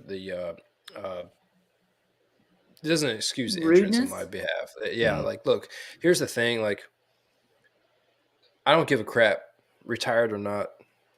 I don't even know if Picard's retired. Homeboy's still an admiral, and he has not only an admiral, but he has a laundry list of things that he has accomplished. He's accomplished them with Riker. Riker's accomplished all of his own things. I mean, these two people were going to speak at the thing that they were going to do, And so what had me set off right off the bat was that he's not even going to stand up when they enter the room. I don't care if you're eating. When someone like that walks in the room, unless you know them on that kind of level, like you're like, oh, like you're on your feet, and like that's a sign of respect. That's not a sign of like you outrank me. That's a sign of like, dude. What about the Borg shot though? Oh, I was like, oh, whoa, right then and there. Even Seven's like, oh, slow your roll just there. It's like that's they want to throw his ass out of an airlock real quick. Yep. So I wanted to ask you about a name I heard. Well, not a name I heard. I know I've seen it in the previous too. Is we do hear LaForge, the daughter. We meet his daughter. Is that there? And then I know in the previews you see him in uniform on the ship. So we obviously are going to see him again. What do you think about running the Fleet Museum, man? That's what he said at the beginning. Homeboy is running the Fleet Museum. It's going to be interesting to see these characters back. And like you said, this definitely seems like a big shebang. Like hurrah for all these characters one last time. I know. It's like I even felt like when Riker was sitting at the bar and he was just like, "Oh my God, you got all these little Enterprise Ds." And like nobody's like, they're like, "Oh, they don't want that." I'm like, which look, all right, this is gonna be really bad joke making on my behalf, but you can't say something about Enterprise D and no one likes a fat one anymore. I'm like, this is too much. You guys have to stop. I don't know what you're doing. You're putting all this out there on Front Street, and it's not even the thing. No one's doing anything other than saying, "Go away, little girl," which is probably the right thing to say. But yeah, I mean, I'm digging Picard. How many episodes do we got this season? I believe it's 10. I believe we are doing a full 10. I haven't. I'll check my list and stuff, but I don't think that I've seen anything otherwise. Okay. This is going to be one of those seasons where it's. I'm going to enjoy it every week, but it's like a countdown to the end, and you're just like, oh, my heart's going to hurt. You know what I mean? It's like that kind of thing. You're so excited, but then you're like, I don't want it to end. But I do feel you are 100% right, and you have every reason to feel that way because the Next Generation was something that so many of us grew up with, and still to this day can jump right back in and enjoy it, no matter how badly some of it ages. But Star Trek is on a good upward motion swing. I'm happy about that. It took them. Here's the thing. Like, I don't even hold Star Trek in a mindset of having a bad period of trying to create things. I wasn't the biggest fan of the Enterprise show just because it was at the wrong time in my life to get hooked on something like that. It wasn't my thing. I was a Voyager fan, definitely, right off the bat. Loved it. Watched, I think, all of the movies. And then, without a doubt, the Kelvin timeline definitely sparked it back up for me, for sure. Right, just at the age and everything that I'm at now, it was perfect. And so I think that they are on a good swing with Strange New Worlds and Discovery. Discovery's a little weird, but you know what? Discovery isn't very far off with like the whole cordyceps mushroom thing, like The Last of Us is, telling a different type of story of what you can do with mushrooms.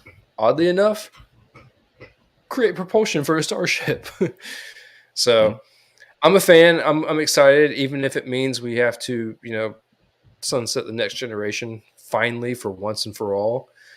I'm not saying that all of them are gone. I do think you can still see plenty more of the supporting cast here, but Picard needs his good exit, and I hope they really give him one at the end of the season. He needs a definite retirement. I mean, because even like some of the scenes, I'm like, oh man, I can tell it's kind of rough for you. So.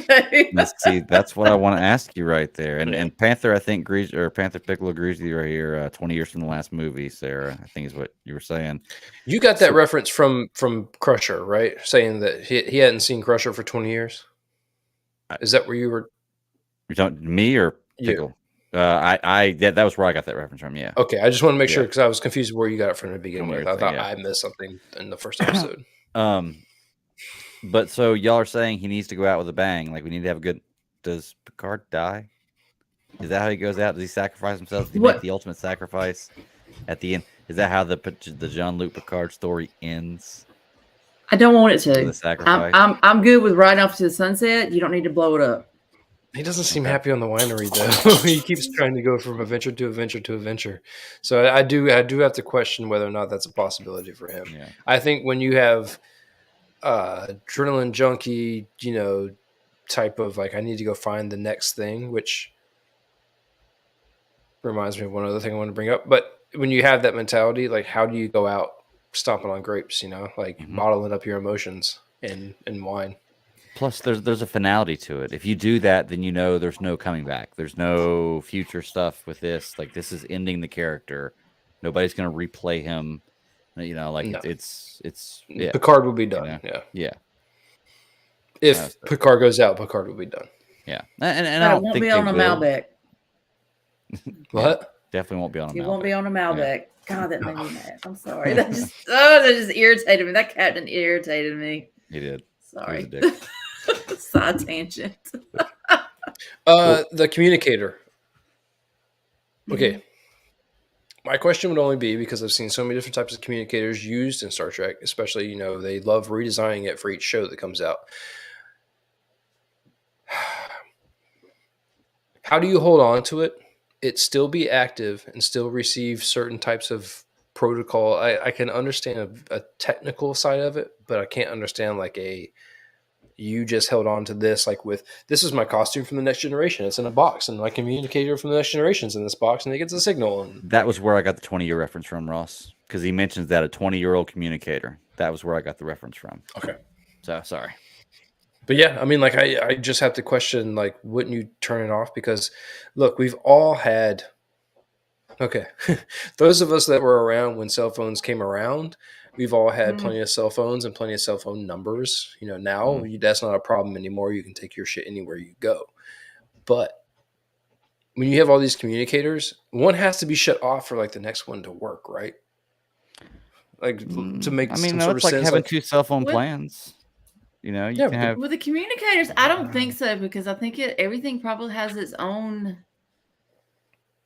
I mean, this one works on 3G. With this that, one works on because 5G. Picard still had his code. I mean, his code was still valid. Yeah. I mean, I think it's one of those things where I don't know. I feel like they'd have to turn it in to get a new one. I thought that would be a good one-for-one swap. This year, their technology is so way beyond ours. Just no. I don't know.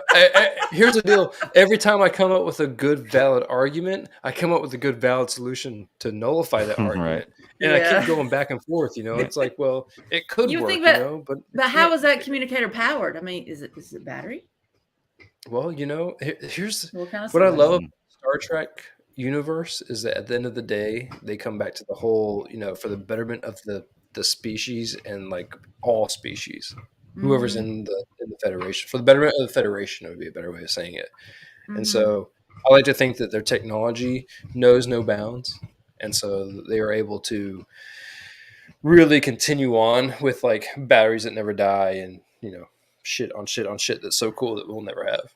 Yeah. Okay, so let's kind of expand on that, because Rafi was actually after, what was it, something from Daystrom, some sort of technology that had been stolen. Mhm. So kind of fast forward a little bit, because I think, Oh, this is still fresh in your mind too. It's, what the hell happened? It's like my son saw it. He's like, Mama, that's a portal. I'm like, it's a something, because you obliterated this building and then it fell through, like, how, I don't know how, like right beside where it like disappeared from. Yeah. I'm thinking, oh my God, what kind of damn technology are we talking about here? Like a wormhole generator. Looks like. Yeah. It was enough for me to see Starfleet fall yet again. Yeah, absolutely. But then to turn around and be like, oh, we're going to just drop that right here. And you're like, It's like, okay. Destroy the building right beside it with the building you just had by dropping it on top of it. Yeah, it was pretty crazy. It was a crazy concept. Yeah. Like I saw it and I was like, wow, that's really, it's like really a Middle crazy East to joke. see. We're going to move rubble from here to here. Mm-hmm.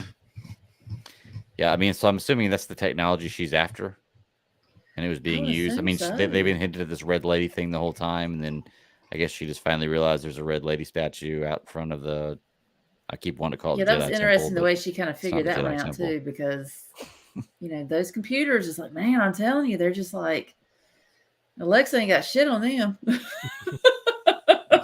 I was just genuinely happy that Rafi was on the right path, and that she was not only discovering what was actually happening and doing it, all like covert style, but doing it in a manner that made me truly question her character at the same time, because I'm like, that's good on that actress. Like, that actress made me believe that she can go right back to where she began in this whole entire show, and she can be full junkie all over again, trying to numb her senses. I thought she broke up with Seven and like all this other shit, and I'm like, she's on to something big, like massive.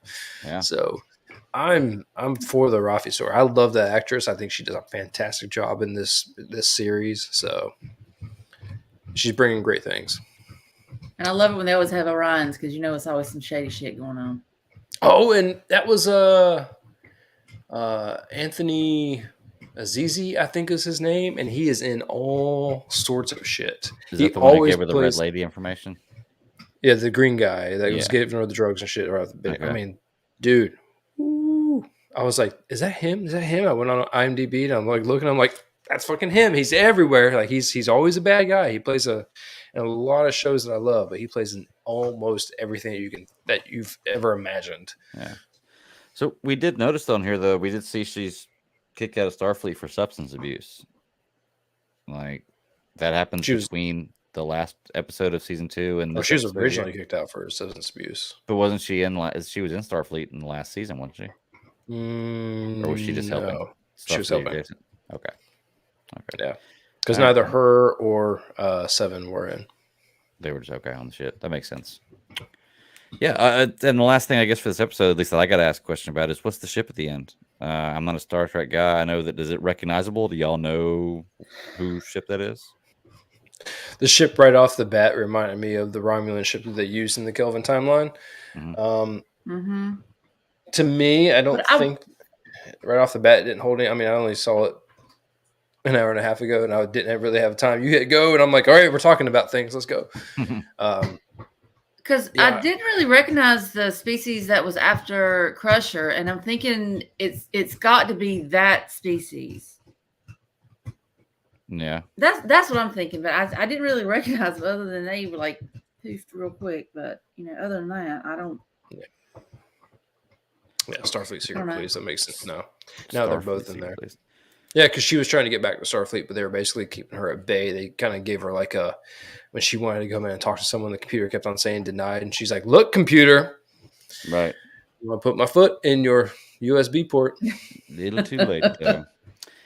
So so that ship at the end, I guess we're gonna find out next week. That's the cliffhanger kind of leaves you on, is I guess Picard and Riker are now on this ship with Beverly and Beverly's son, Picard's son. Oh, the son, yes. That's where I was trying to piece it all together. Yeah, I'm back with it. Yeah, that's what I'm thinking too. I'm like, I don't know. I really don't know, because I'm like, I'm really hoping at some point in this I would love for Wesley to show up because he basically transcended into like what he's known as a traveler. And Yeah, he's I a would, girl. What's the girl's name? The clone. Anyway, yeah. And I'm like, I'm really hoping that he will show up. So I'm really curious. And it's always alluded to the fact of, Picard and Crusher having some sort of relationship. I mean, they knew each other for years because Jack was her husband, and Jack and Picard had like served together and blah blah blah and all That this was the kind of reason shit. why. That's why everyone was thinking. And that's what I'm saying. Yeah, and that's what Panther Pickle. I mean, and that's that kind of, because it's like I was telling you fellas beforehand. I've read a lot of the like books, which is not necessarily the canon. But when it comes to Titan, I feel like it is kind of canon. Mm-hmm. So there's like a few things that I'm trying to keep the two things separate because they don't really mesh. So I mean, in this, I'm just because it didn't give his name, did they? Did they give his name? I don't think we heard his name. Well, it was on. He was her son. There was like you said, it was the case at the beginning of the episode had somebody's name on it. I mean, it was Jack Crusher. It was Jack Crusher. Okay, so, and that is supposed to be the son. Is that supposed to be the son or the would be husband, or like that's the thing? Like I've been trying to figure out with all these different breakups. So I'm assuming if it's the would be son, well, then she had her husband. She and Jack were married, and of course they had Wesley, and then Jack died on a mission. Got it. Okay, and so he has all of his belongings. Yeah, so it's like you get that because when like the next generation begins, that's when Beverly comes in. That's when you kind of learn that they had known each other prior because Jean-Luc and Jacques were friends, and then they were all like friends and all that kind of stuff. Okay. It only makes sense for a guy named Jean-Luc to fight a guy named Jacques. Yeah, it does. Yeah, man, I'm excited for this series. We got 9 more episodes left, and then after that, bye, Jean-Luc.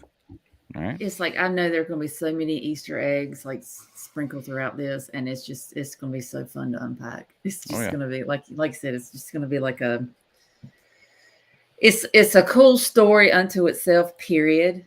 But to kind of like sprinkle in all this other, it's just oh my gosh, it's just going to be hilarious. It's just Are we going to be supposed awesome. to get another version of Data, like another? Probably get Lore. They were talking about. They kind of alluded to Lore. Okay. Which he was the evil one.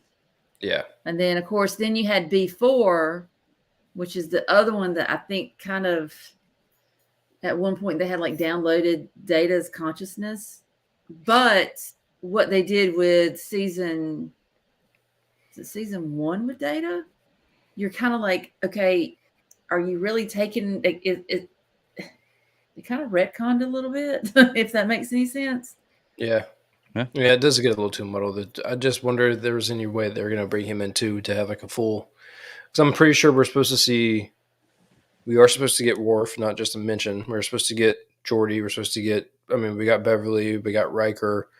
They're gonna be gray haired. Yeah, all the white haired ones. Bring it in, man. Bring it in. Yeah. But to Panther Pickle's question is like, do we see Tuvok? I don't know because I mean. Voyager and it's like you had Next Generation, then Voyager is like really right behind that because you've got Janeway, which she's already been mentioned within this, and of course then you've got 7 of 9. So it's like I don't know. As long as we don't see Neelix, I'm fine. I'll take anybody but Neelix. People on the nose. Yep. Oh yeah.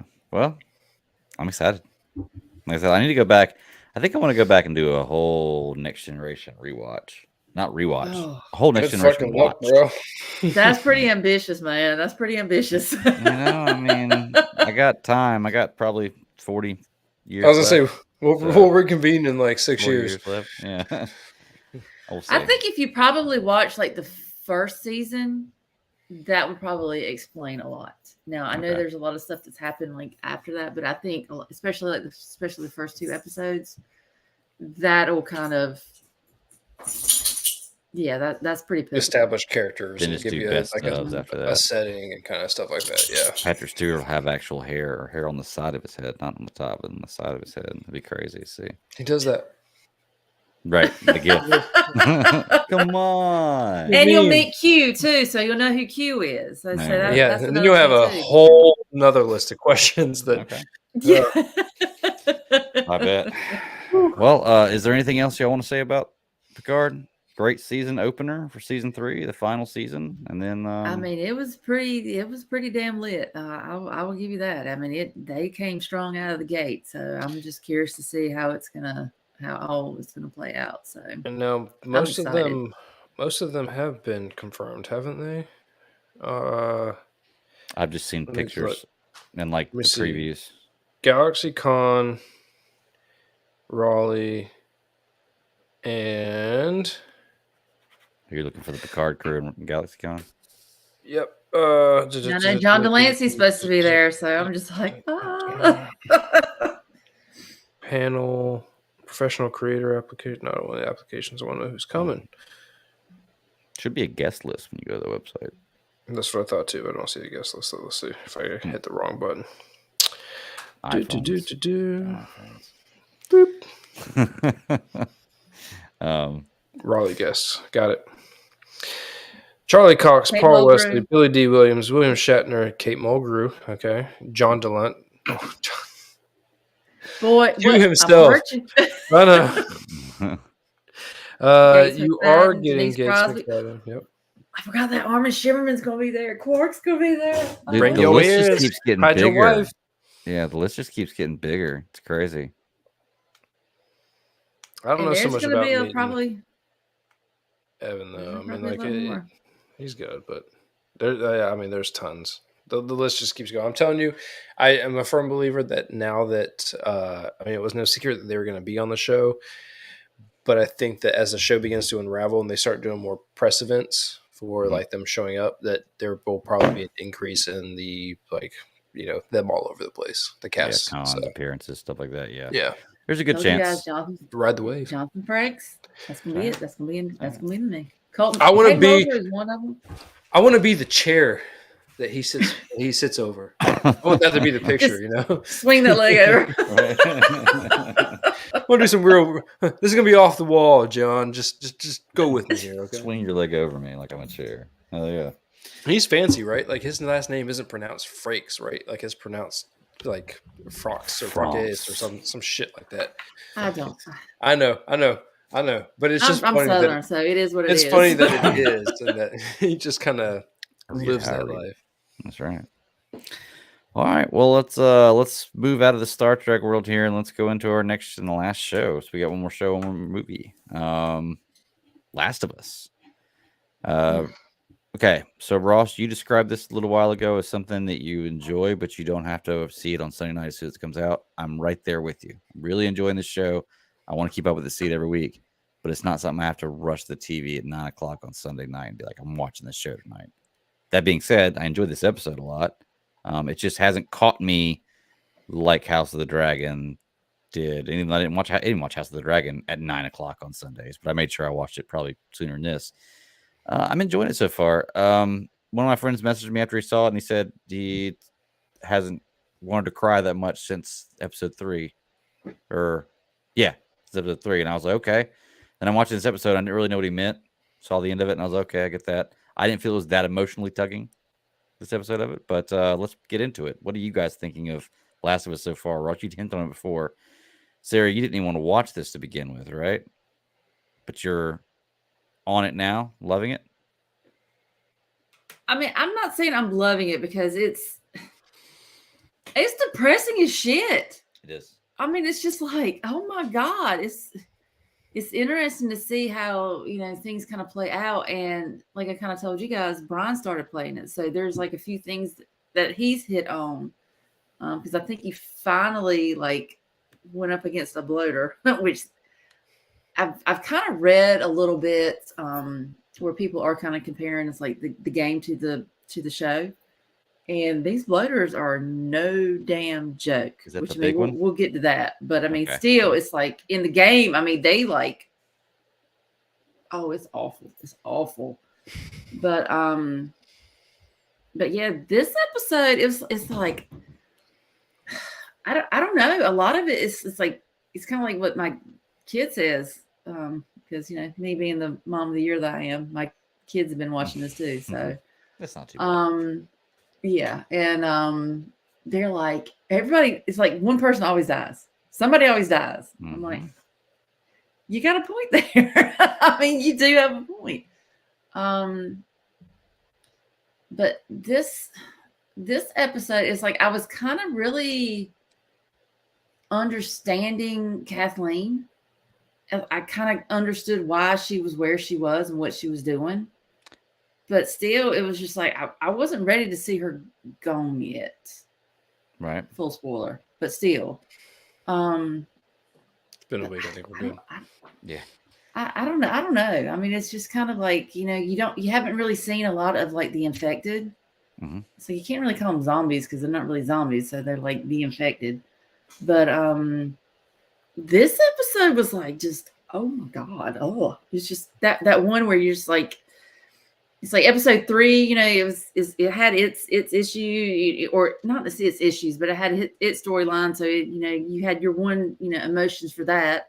And then you kind of go, a couple more episodes. But this one, I'm just like, oh, that just really like, to me, it felt a little more like gameplay. Right.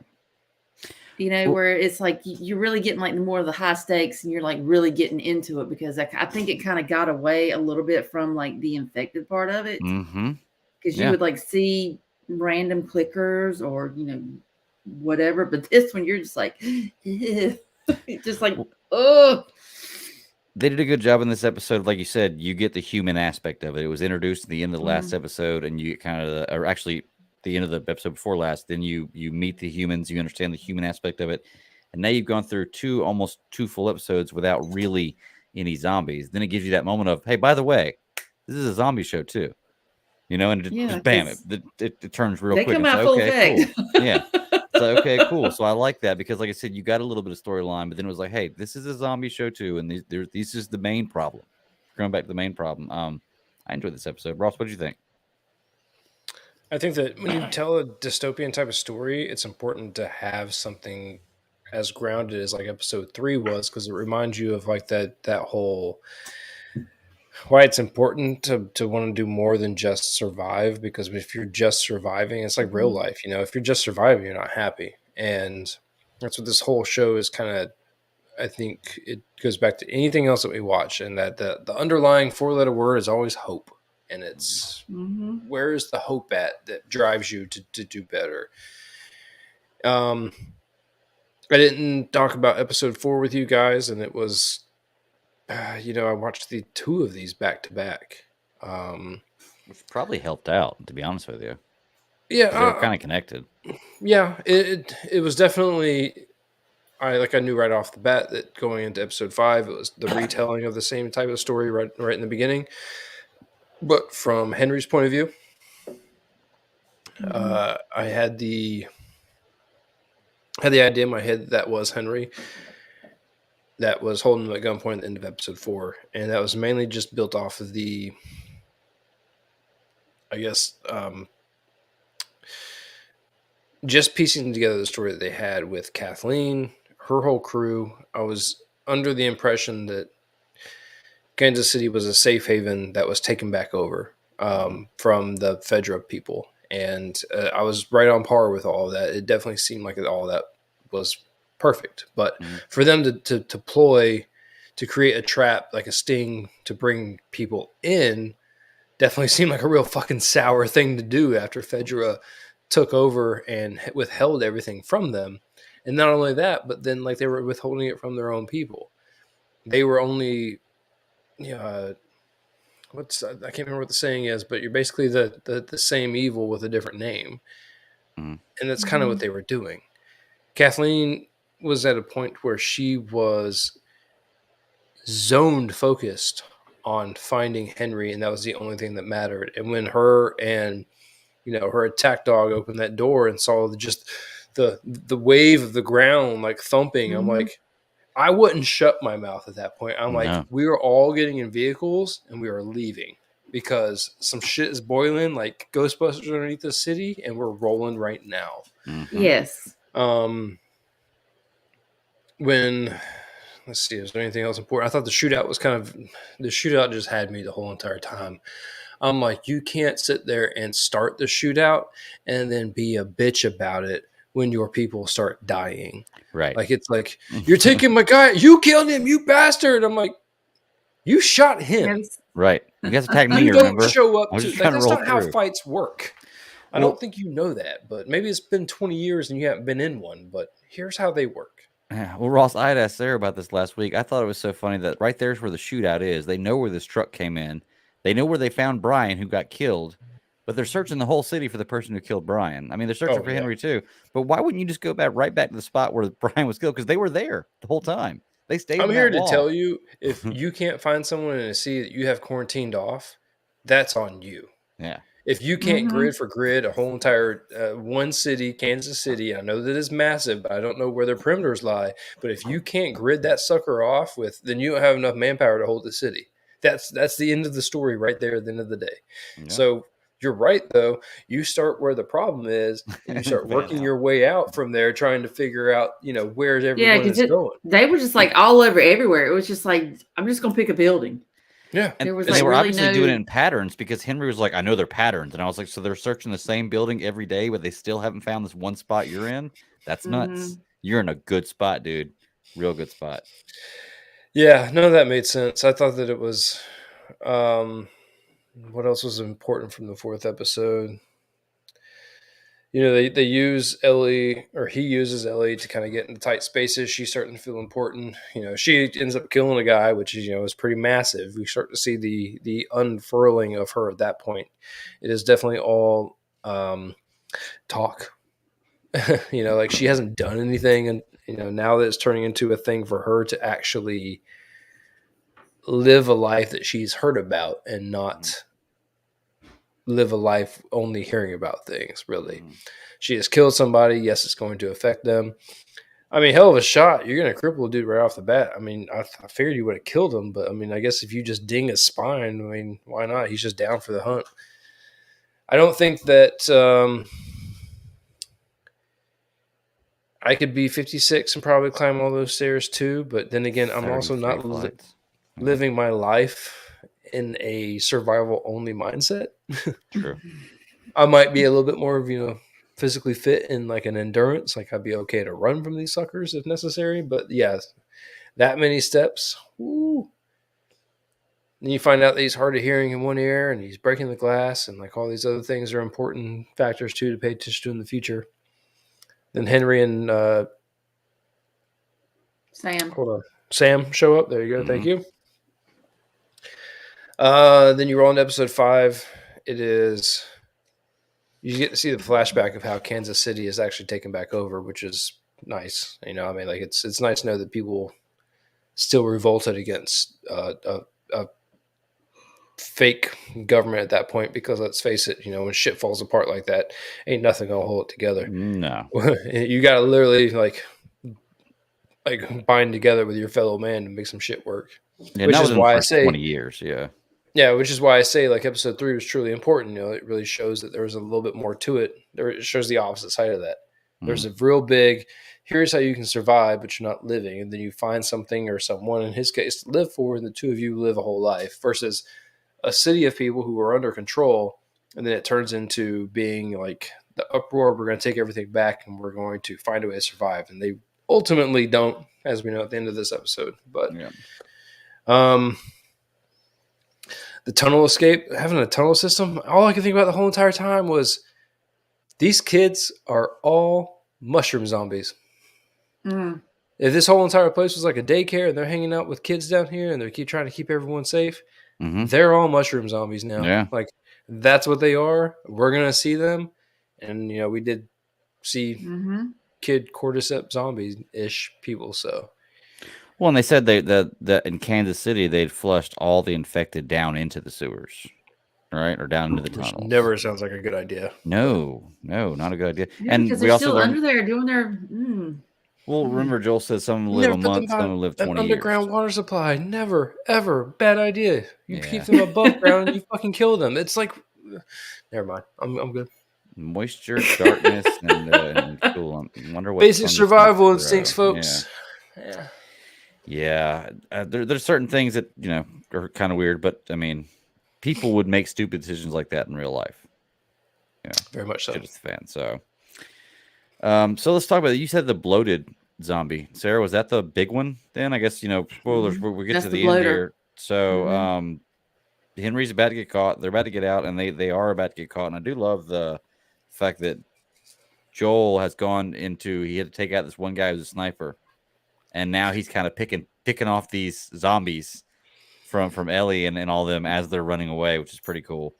But yeah, this whole episode, and almost the last episode, you really haven't seen anything with zombies or anybody infected. Even kind of the one before that too, with Bill and I keep wanting to say Frank. Bill and Ted, Bill and Frank. Frank. Yeah, you don't really see zombies in that one either. Because I actually rewatched the second episode with my wife last night. It's the first time I've seen zombies in a long time, and I was like, oh, okay. But yeah, this is that moment where you don't know what's about to happen, and I almost forgot for a second this is not just a drama, it's a zombie show, and then all of a sudden, bam, zombies happen. Oh yeah, and they come back full force. It's like a I mean, you have that sinkhole. one explosion, yeah, because it's like you in the episode before, you see that ripple, and you're like, yeah, I don't think a closed door is going to help you there. Right. So when they had that big explosion that basically burst that big hole, and they start rolling out like roaches, and just like, oh, yeah. Oh yeah. See, I'm already come to the conclusion, if I was in a situation like that, I'd be dead. I wouldn't have to worry about it because I would not survive at all. But would you want to live as a zombie is the question. Oh, you say you'd be dead. That's the question. Would you be dead? Like, I'd just give up, probably just bite be me? like just dead. I'd Yeah, probably just be dead. Bomb the city, right? Yeah, Bomb the city. that would not be me. Yeah. So the bloaters, this thing's huge. I mean, I'm wondering how this fungus has made a person become this big, but then I remember this is a video game, and you got to have some different kind of putties. You gotta have the big boss, and like I said, if you ever play the game, it's a mofo. Okay, it's a mofo. He's one of the bosses. Like splitting heads and shit like that. It's pretty intense. I haven't seen it firsthand, but I've been told. How does he get killed in this episode? I forget. I can't remember. Yeah, I don't think we ever see it get killed. Yeah, they just get away. So eventually they do get away. There's an attack. I guess this is the point where Kathleen, is that her name? Mm-hmm. Yeah, she gets killed. It's kind of poetic justice, because what did she say? When she was talking about Henry, it's like, kids die all the time, and how poetic that it would be one of the younger ones that pretty much takes a fung child. It is crazy, but we didn't talk about this. But yeah, we get to hear Henry's point of view too. So now we've heard Henry's point of view and Kathleen's point of view, and like, I can understand where both of them are coming from. Yeah. Like, and then that's kind of the situation he's with Joel. He's just like, I get it. He had a daughter. Ellie's almost kind of like his daughter now. You would do different things for different people, and it's kind of, I guess he kind of betrayed the whole rebellion, but the rebellion still overtook Fedra. He just got one of their leaders. And that's kind of the important thing. It's like, it's at what point do we cease becoming a rebellion and become the force in power? And then we're talking like, now that we're a force in power, are we going to be better than the last force that was in power? Or are we going to be worse? And so it keeps, that's where I was very murky on the conversation of, the leader had leukemia or whatever the case was with leukemia and needing the drugs and so on and so forth. Sam had leukemia, and he sold out the leader to get medicine from Fedra to save Sam. Yeah. And so when you're doing these types of things, it's like, if Fedra has all the drugs, then like, what are you doing? Like, you only started enough of a rebellion to be dangerous, not to be like, not to establish a new world order, essentially. Right. So if you don't have the weaponization, meaning like if you don't hold all of the cards, what good are you if you can't save your own people? Because that's all they're doing is just biding time for you to kill yourself off. Whether Right. you die at the hands of, mushroom zombies or you die at the hands of, natural death or whatever the case may be. So it is interesting that, you do feel for him. And not that that's the interesting part, but the fact that he sold out the leader. And the leader was her dad, I'm left to Her assume. brother. Her brother? Her brother. Okay. I think. Yeah. So when you have that, it becomes personal for a lot of people, and now you're talking about turmoil within the ranks, and everything goes to shit. Mhm. The fact that, like I said earlier, that she was so laser focused on it, just kind of meant that there wasn't going to be a whole lot that was going to hold you back from destroying yourself from within. You don't have a clear set of guidelines, and you're all just trying to stay alive. And what they were doing was what I was trying to discuss earlier with the whole Bill and Frank thing, was that they were just surviving before they figured out how to live. And Right. as Yeah, a so you mass really group have that of much of a people- purpose. Yeah. Yes, they haven't figured that out yet. And we find that with all these types of zombie-esque or dystopian type of shows, is that's what it kind of comes back to. It's you have to find the thing worth living for, and then she completely dropped off the edge once her brother was gone, and then she just wanted to manhunt Henry the whole entire time, and Henry was only doing one thing, that was trying to keep his brother alive. He put faith in the doctor, which she just fucking walked in and shot his ass like Dunzo. Like there was no comeback. But then it rolls into, like Sarah said, she gets the poetic justice. She dies at the hands of a kid fungi Wait. zombie. And then, they all start running off into the woods. And then they encounter zombies, and then we find out that Sam gets bitten. And I like this too because no. the relationship between Sam and Ellie was fun in this, and I can imagine being Joel and I can't remember, Henry, seeing that and hearing that natural laughter from a child. Yeah. Natural, it's hard to replace that. It really is. Yeah, it's time probably of awesome. turmoil. And I felt really bad for Ellie because she really tried. When she saw that, when Sam showed her that he had gotten bit, she's like, she felt like, hey, if I mix my whatever I have in my blood with you, maybe it'll, try to help. Unfortunately, it didn't. But I mean, from a child's perspective, it's like, okay, well, there's something going on with me to where it's not affecting me. So let me try to help you, because ultimately I'm hoping that's what the whole point of me getting to, the Fireflies is. And so it's just, it's sombering. Like it's very, very sombering because it takes you to having like a false idol complex within yourself, or like a hero complex, to turning around and be like, I don't know a damn thing about this. Like I'm literally at the very beginning of trying to understand it. And that's what I needed to see through Ellie, because I needed to see Ellie really grounded. And this is the middle episode of this first season, and I needed that, because I needed her to stop talking about how, it's so cool, I heard about Mortal Kombat, or I heard about comic books, or heard about this, or heard about that, or diarrhea running down your leg, and all the dad jokes funny, get it, completely saw where it came from. Good little humor buffer. But at the same time, like, I need that girl to come to terms with where she is at, because I don't feel like she has been in that mindset. And I'm hoping that they are using that as a growth arc. Like I want to see her be able to grow as a character. And so if you're going to start off dumb and naive, truly, then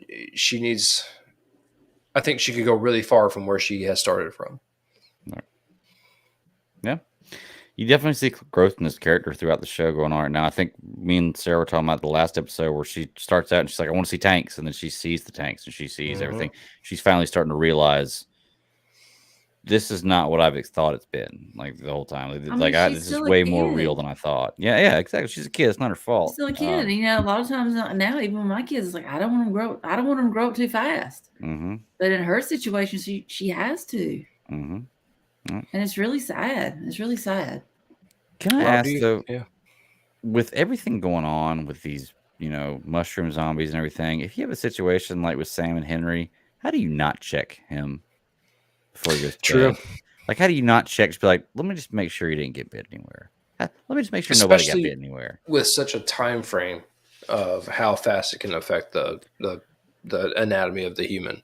Well, the leg was 8 to 10 hours, right? Right, but still, Yeah. all of it's less than a day. Like you're not going to go to sleep and then get a 2-hour wake up call and all of a sudden get that. That's what happened. And so I don't know. It was I don't know how you don't. I don't know how your first thing you look for next to a gun would be one of those meters that let you know whether or not you're positive or negative. Right. Well, I know that it was crazy because Joel didn't actually pull the trigger.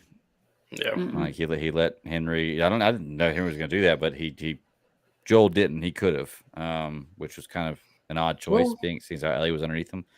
Or kind of. I mean, he kicked the gun away from Joel, which is what I actually really found that scene very interesting because of how fast it all transpired. But it has to in that moment. Yeah, you can't not think. Like you gotta go. Mm-hmm. And he kicked the gun away to instinctively that's true, he did, save his brother from Joel. Mm-hmm. And so he stood there with the gun in his hand, pointed at his brother, kept on telling Joel no, and then within however many seconds, shot his brother dead. And then reality kicked in for him of what had happened. Mm-hmm. Yeah. And it was crazy. Like I knew it. I'm like, oh my God, he's gonna kill himself. Mm. And because of that weight, when you process emotions of that weight that fast, that's the kind of shit that you see happen. Oh, it can crush you. Yeah. Yeah. Yeah, it's crazy. But yeah, it was sad. Like I said, my friend messaged me, said it's a very sad story at the end. And I was like, the whole time I was going through it, I'm like, well, this doesn't seem that sad going through it. And then in the last 2 or 3 minutes of the episode, it's very sad. Yeah. But I got to keep telling myself this is a video game. This is a level. We just passed a level. Like now absolutely. We're traveling to the next level on the next video game, the next episode. So I wonder how far into the video game the first season goes. I know that I have watched and read plenty of things that tell me, but at this point, I don't know. Like it's with not being on here for a week and trying to catch up with all the shit that I forgot. No.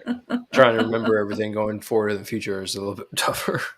Well, I've had to actually fight watching the YouTube cutscenes from the video game to spoil stuff. From like I saw the other day, how Ellie got infected in a YouTube cutscene, and I was from the game, and I was like, I don't want to watch this. That's probably going to be on an episode. I want to see it live. Just fully acted out. Don't watch any of it while it's happening. That's always been my thing. It's kind of like the whole trailer scenario that we're in. When I see a trailer that's enough, I need to stop. Like that needs to be my cutoff point. Like, nope. I mean, just knee-jerk head reaction. Turn my head every single time. When you're ready to buy a ticket, yep, that's enough. That's all I need to see until I get there. So. But that's The Last of Us. 4 more episodes. Yeah. This one went by quick. I can't believe it's only 4 episodes left. But it's 9 total. We'll see what happens. Well, last thing on the agenda is the biggest thing of the night, really. We saved it for the end, is Quantumania. I fortunately did not get to make it to go see it today. Ross and Sarah did, so I'm going to hand the reins over to y'all and let y'all, full spoiler, blow this one out of the water or into another realm? Quantum realm, yeah. I haven't seen it yet, but I'm thinking that has something to do with it. Quantum in front of everything. You just put quantum in front of stuff, right? Yeah.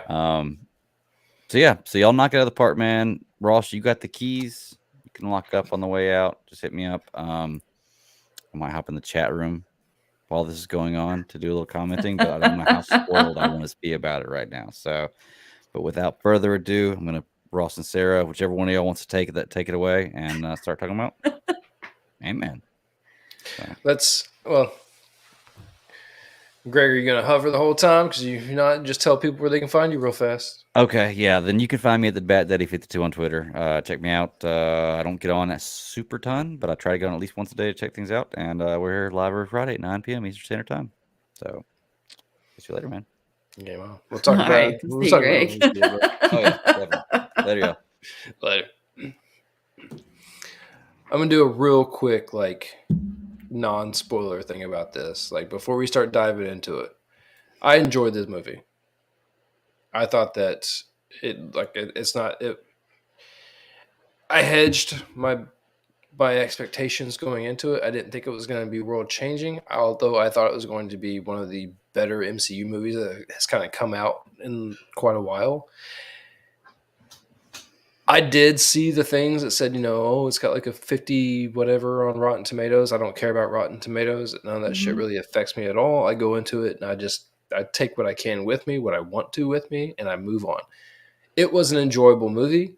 It did not make me feel like I sat in one place for too long. It moved the whole entire time that it was on the screen. I saw it in 3D. The 3D aspects of the movie did not make it for me or take me out of it whatsoever. I thought that it was awesome seeing everything while it felt natural at the same time. So we know that it includes Scott, his daughter Cassie, Hope. We have Hank and Janet Van Dyne, and we have Kang, and then an onslaught of new characters that we find out about as we get into the quantum realm. From the trailers, everyone knows that Cassie has somehow figured out how to communicate to the quantum realm, and that they get sucked in. We don't know in which order or how many, but we do know that at some point they're all there. And I can tell you that everything I saw in the quantum realm, none of it felt too crazy. It's what I expected. I expected crazy. I didn't expect anything to feel like it was, we invented this just for the quantum realm, where it sticks out because we're in the quantum realm. We don't know anything about this. And so I thought that was really interesting seeing what they put on the screen. And at the end of the day, like I said, enjoyable movie for exactly what it was. What'd you think? When I think it was kind of like when I first told, my overall feeling was like, I'm like, this is like a Guardians of the Galaxy type movie. But it didn't really take me out of anything because, it was Ant-Man, it was Scott Lang. I knew there was going to be like this level of comedy that was going to be a part of it as well. I was not a big fan of Cassie. It's something about her character. I was just not a fan of hers. She kind of took me out a little bit because I don't know if it was just, I don't know. It's like, you just get that just, I don't know. I just didn't like her. I didn't think going into it that I was going to. And it's not that I hated her, but she was the teenager. I just wasn't really feeling her character. I really wasn't feeling it. I guess that's what it was. But as far as like the imagery and everything, it's like it was, I was expecting it to be stunning, and it was. It was, like I said, it was almost like like the combination of like the imagery of like a Thor Ragnarok or like a Guardians movie that was just like really stuck in my mind. And I was like, hey, I'm cool with that. I'm good with that. I did enjoy the comedy. I didn't feel like it was, out of place or, too rushed or too forced or anything like that. I really, the whole Kang story, especially with Janet, coming in which Janet's character to me, she always felt kind of stiff anyways, even from the prior movies. So, just trying to see her have a little bit more of a background as like what she was kind of doing, what was going on in the quantum realm too. That was kind of interesting. I did like how they kind of interacted with like some of the other like animals. Would you say like the species, that kind of thing? How, she walked up to the one thing, like the flying stingray or whatever the hell it was. It was like, I thought that was kind of cool, like and then the slugs and all that kind of stuff. Trying to think what else, but like the whole Kang story was really interesting. How they kind of introduced it, or kind of introduced him, because really, if you'd watched the Loki series, you kind of knew that little bit of into it. I mean, I'm not really like super excited about the whole Kang thing. That whole storyline. I'm gonna need a little bit more to kind of help me out with that.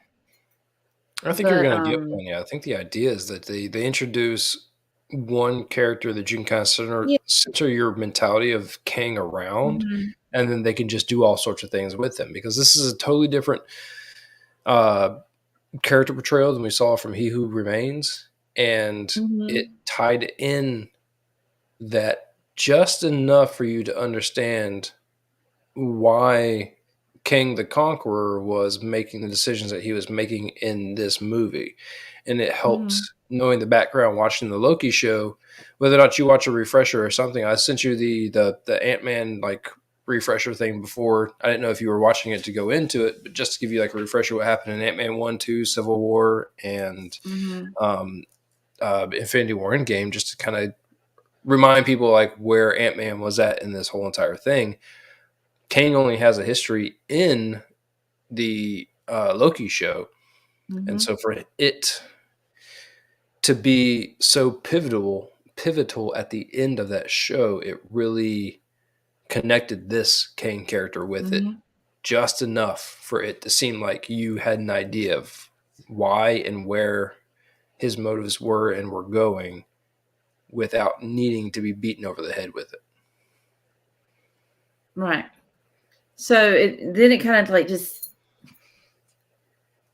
like with the the next phase of the MCU, it's just like like I said, I'm trying to figure out that connective tissue. So it's like, okay, you have this, and now we're gonna go into the Kang more so in like the multiverse. Are we gonna get more of like the multiverse into the MCU now, other than just the shows?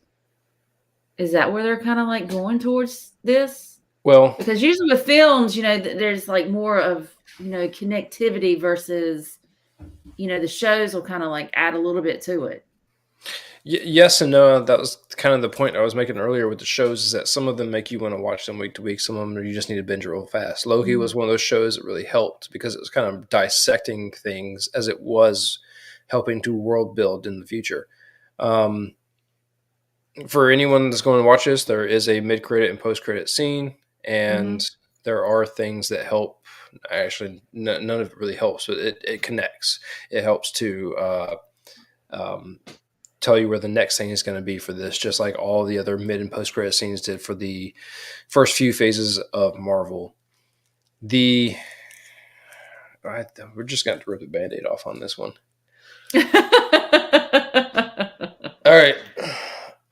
Full spoiler. So if you don't want to, just if you don't know anything that happens, or if you don't remember enough about Ant-Man's story, there are plenty of things out there that help you to throw you right back into this. I love Ant-Man's story, and I was a real big follower of it the whole entire time. But who did I send? The Friends from Work podcast did a great overview on it, in my opinion, and that if you want something to follow up on, go check it out. If not, spoilers are coming right here, right now.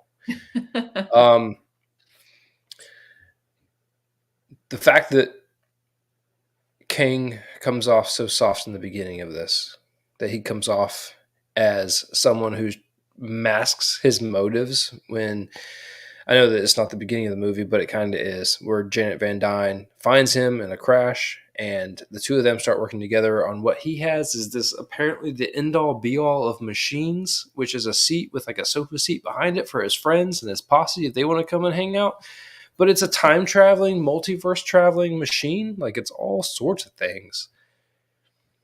You don't get the vibe that Kang is a bad guy, which is good, because that's what you kind of want, until she actually touches that thing when it's powered on, and she gives him back his like conqueror status, right? Like his hero suit and all of his powers come back, and all of a sudden you're introduced to Kang the Conqueror, like badass Kang.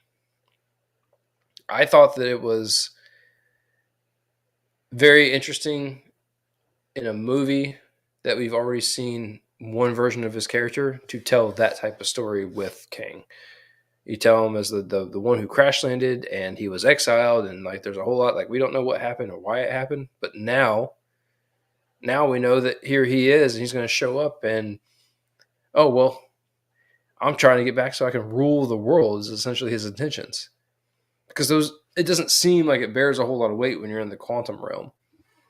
Mm-hmm. He somehow gets exiled there, and his only motive is to get back to rule the worlds, multiverses. I don't know the terminology here to actually use, but I think it's multiverse for the MCU. I think Marvel stick uses with like it. the actual multiverse. It's like all those little threads that are kind of like circling around. Yeah. So you get Kang, and throughout this movie, you get wannabe innocent Kang trying to figure out how to get home Kang. I brought all the technology possible to the quantum realm Kang. I'm going to kill everything that walks on X number of legs Kang. Because at the end, he goes full bore status, and he's just like he's pissed off. I wish they would have not shown those scenes in the trailer with him. I wish that they would have kept some of his power use out, but he definitely commanded the room when Scott and Cassie were in their cells, and he's just able to screw with both of them with his little like wrist gauntlet helpful things that he has on his arms. I don't know what the hell they are. I keep circling around it because I don't know how to. I don't want to jump right to it, but I'm going to anyway. MODOK. You know what? It's like in the trailer, it was pointed out because you're like, what? Yeah. Yep. That. But you know what? I had like completely forgot about it. I completely forgot about it until I saw it, and it was like, oh, with the little arms and the little legs. But it was cool how they like interwove the character from prior. That because the question had been, it's like, who the hell is this? It's like, how is this going to even? And it made sense. I mean, it wasn't anything out of left field. It was just. Sorry, it's still fresh. It's like it's still funny. Yeah. A couple of weeks ago, I remembered when that trailer first showed him. I remembered that I sent you guys like it wasn't a picture. It was basically a reference saying that he was going to be in the movie. Mm-hmm. And I knew it was supposed to be Darren Cross, and I knew that the way that they were going to fold him in was exactly what they did. Mm-hmm. It was stupid enough to work. MODOK is one of those things you can screw up really badly. Like this may be a topic of conversation next week that we have not began to touch on just yet. For me, it was good enough. Like Darren is no longer a dick, or Darren is not a dick. Whatever he screams when he's like going on, and then when he's dying, like, he's just touching Scott.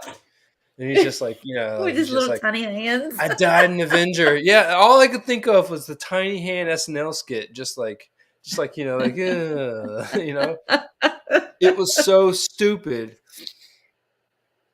but it worked. Like I had no. I can't want to say I had no problems. I didn't have any problems with it that were like that big at all. I was honestly surprised how they were able to do such a stupid move and make it work. Like I was pleasantly happy with that aspect of it. I think that worked for me. Fucking crazy. It's just Darren Cross as MODOK. What I find interesting is that Kang wanted to save him. Kang turned him into something, and it was funny how he was still treated like a piece of shit. Kang's like, you don't talk when I'm in the room. And that's the exact like persona that he was trying to create when he was the leader of PIM or whatever the business was called, whatever Darren Cross, Cross Industries or whatever it was.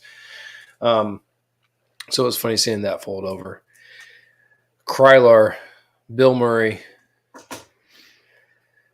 I knew Bill Murray was going to show up in this, and he always typically plays that same kind of role.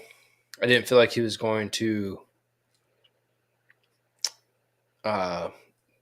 give Janet up that easy. I thought he was going to be like more like the underdog help, like he may show up at some point to help Janet save the day or do something to aid in their progress somehow.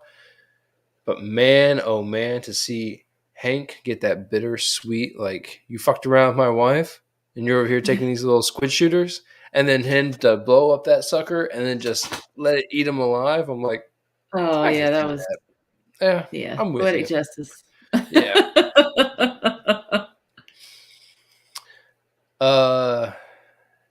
What do I want to talk about? Can we talk about the ship though? The way Hank had to call up that ship. I mean, was it like just yeah, there was a lot of scenes in this movie where you're just like, oh, this is like just like cringy.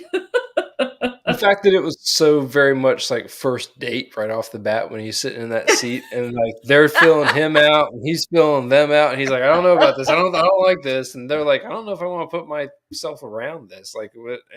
Like it was very much like cringeworthy first date status. And then whenever the ants came to help fix, which we'll get to that, whenever they came to help fix the ship, he just plunged his hands in there like, we're going, I'm driving, let's go. Yeah. Like, I love seeing that. An inevitability, like just like, all right, it is what it is. It's just, just gotta roll with it. Just gotta roll with it. Just accept it. Accept it. And to that light, the ooze translator. Well, okay, that right there, because when Cassie and Scott get captured, you have this whole crowd of different types of species, just like, oh shit, what's going on here? It's just like, oh my god, this cannot be good. Then you see Cassie pop up and she's like I'm like, what is on your mouth? What is this? Cannot be good. Yeah. And then she's like, just drink the ooze. I'm like, oh no, that's never a good idea. Yeah, never. I mean, all I could think about was the worst things the internet has ever taught me, and I'm like, Is she leaving a frat party? Like, I don't understand what's happening right now. Like, this is so screwed up right now. I love the ooze blob character. I thought that little shit was funny. I thought the culmination of the headcanon dude, the blob, the mind reader, and the fucking boss ass stacked woman. Amazon. I mean, dude, you want to talk about a cut lady. She's more ripped than jeans come these days, dude. I mean, it was ridiculous. It was fucking ridiculous. She was cut, and I'm like, this woman has seen some shit. She has seen some shit. She has lived through some shit, and she is continually living through some shit, and that was the absolute truth. So I thought it was funny. I mean, yes, they needed a way to make everything be able to communicate, and it was just really odd that there's some sort of ooze character that made that happen. The reference to the holes at the beginning was really funny. Just good Ant-Man, simple laughter, bullshit laughter. Love it. What we got? Oh, they had the probability storm when they're actually going after the energy core. That was a really cool scene, trying to figure out what was happening. So, I grasped some concepts of size in this movie, but other ones completely eluded me. Like when they're big, Cassie and Scott are big and they're hugging and they're talking about being Godzilla, and I'm like, how do you have any relevance, like any centering pin on what size is at this point in time? Because you are shrunk down into the quantum realm and you think you're a giant. Like, do you feel it? Do you not feel it? I don't understand how that works. And so, like, science fiction wise, that really kind of took me out of it. Just being like, they say that they're big and giant, but they're still beyond microscopic. Yeah. So, the probability storm was real interesting because it started screwing with their minds. And I figured when they're already that small, that would start screwing with it. But I guess that whole power core thing was the next thing that they were encompassing. To see that many Scotts sit there and there'd be one Baskin Robbins Scott, funny. It was the heartfelt Marvel family moment whenever it was like, I need to do this for Cassie, which is one of the reasons I think in the first movie he was able to pull himself out of the quantum realm was him basically talking about Cassie. And so in this one, it had him and all of his different versions of himself working together to help boost him up to literally boost him up to try to accomplish the task. Of course, ants. Like, thank God they brought ants into it. I keep How going could they back. not? That's the thing. I keep trying to figure out where this movie was going to do something that made Ant-Man relevant, being called Ant-Man, and not just Ruben in the store calling him Spider-Man. But it worked. I find it very weird to understand Hank's reasoning behind that. Like, they had many years in the quantum realm to figure out how to advance technology, and they became the... I love this whole little side quip. He's like, I don't want to use the S word, but, they're very socialistic society. And then, of course, you had, was it Cassie or Hope that stopped him? It's like, Dad, stop. You can't talk about that. And, they were very on the nose about that. I got a little kick out of that. What this movie kind of did for me, though, was kind of, I guess, the opposite of, not the opposite, in a different way than what Thor: Love and Thunder did. And it made me realize that when you read comic books and you read story arcs, it always feels like that story arc is going to be like a world-ending thing, right? Like you read something and you're like, this collection of comic books is telling a story that should be massive and world-ending. And it never breaks the world. There's always a good outcome that comes from it.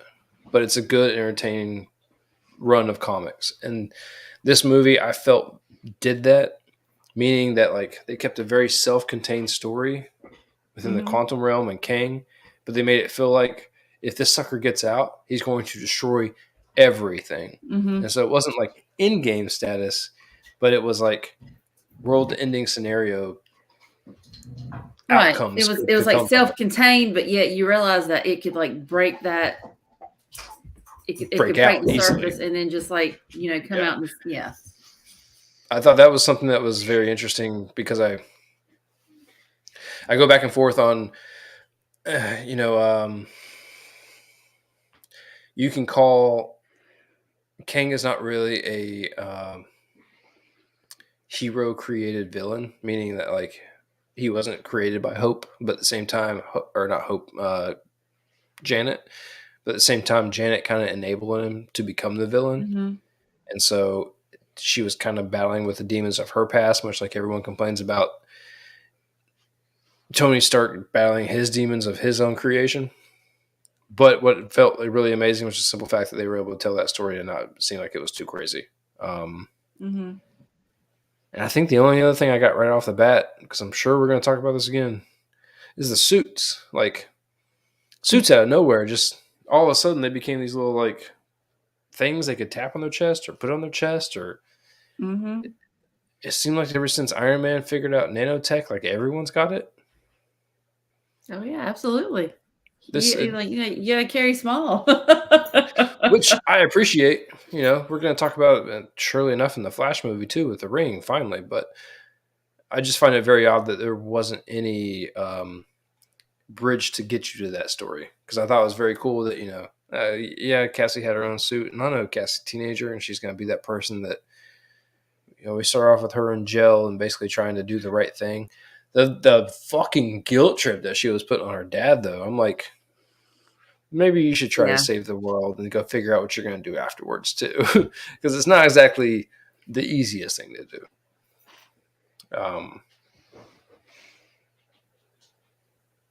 Mid-credit, post-credit scene. That's really it. Yeah, that was fortunately I knew about those, so we obviously stayed to see that because there was going to be a mid-credit. Do what? I didn't. I stayed so far away from all the Ant-Man news as possible. Well, I had saw somebody mention things there's two. You got a mid and an end. So, because normally, you always have the mid. It's the end when it's the one you never really don't really think about. Yeah. But yeah, it's really interesting to see because that mid scene credit. I mean, it just really kind of solidifies more of the Kang like really what he was trying to say is like, I'm one. That's where you get into the variants, and that was, obviously with the variants, that was something that you're introduced with the Loki series because of like all the different variants and that kind of thing. And then to stay until like the very end scene, you're like, okay, that really drives that point home, because it's like, okay, you're gonna see Kang again. It's like, all right, well, not necessarily just film, but also in second season of Loki, I'm pretty sure. So that It's kind good to of, see Loki be scared too. He seemed legitimately scared that he ran Yeah. into another version of He Who Remains, which is the only one that he is any actual happening with. but it was good to see Loki too. You don't realize how much you miss him. I was like, oh, I miss Loki. Yeah. But yeah, I can't wait. I want to see Loki. Like I thought that was a fantastic show. mm-hmm. It was just interesting, like all the different, especially getting like to the multiverse and that kind of thing. And then, what was the all I can see is Miss Minutes. That's the only thing I can really think of. But like whatever the agency was, that was TWA. because it TVA, still just the blows. Time Variance Authority. Yeah. Yeah, because it still blows my mind where you had the one dude that just had like all the these Infinity Stones sitting in his desk drawer. You're just like, Fucking really? Rutherford, damn it! I know, it's like we just went through all of this, the Infinity Saga, and then you're like, you just have them sitting in your desk, like, oh, well, you talking about these things? Oh, they're nothing. Your paperweights. So, yeah, exactly. So, I'm really looking forward to seeing that. But like I said, it's like it's going to probably take a little bit for me to kind of really get into like this whole like the Kang story. And like I said, if you're with the whole multiverse thing, it's just like I'm so linear when it comes to certain things. So to kind of like go from here to here to here to here, and then like I said, with the seeing all those different variants, you're just like, oh my gosh. And I'm like, and why those three? That's my question with the Flash. I'm telling you, that is my question with the Flash. How do you tell a contained story with only a few and not all? Because then you're only left to imagine, right? But there's like an infinite number of possibilities of other ones. Why do these matter? And that's why I run into that wall of where Greg has a time paradox problem. I start having like a multiplicity problem of trying to figure out what's important. Why are these selected? Why not this one? Yeah, why this one and not that one? You can't blunt a story on a few characters, because if that means that that's their story, that's cool. But then you can tell all of these countless other stories with all these other characters, which I like the possibility of. But man, well, yeah, think about it. It's like you're just kind of like taking this slice out at this moment. You're taking this slice here, so maybe it's you're. I don't know. That's why sometimes I'm like, I don't want to read too much into it, because then you get like tripped up in the details. Yeah. One thing that I really did want to discuss, and to be fair, I watched the last trailer that I said was too much for me, and I have not watched anything about this, read anything about this other than the Rotten Tomatoes score bullshit, or have read anything else otherwise. When we were sitting in the theater, I pulled up on my phone just to see whether or not there was mid and post credit scenes, and it said, which I love this about the article. I can't remember who it is or where I read it from, but when I pulled up the article, it said, You came here to ask a question if there's a post-credit scene for Ant-Man. Here's the answer. There is a mid-credit and there is a post-credit scene in Ant-Man. If that's all you want to read, stop now. And I'm like, got it. Done. No more.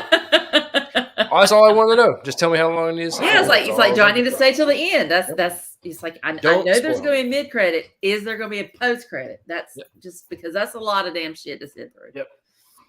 I'm very fresh. I've sat through movies before and there was like nothing, and there's you.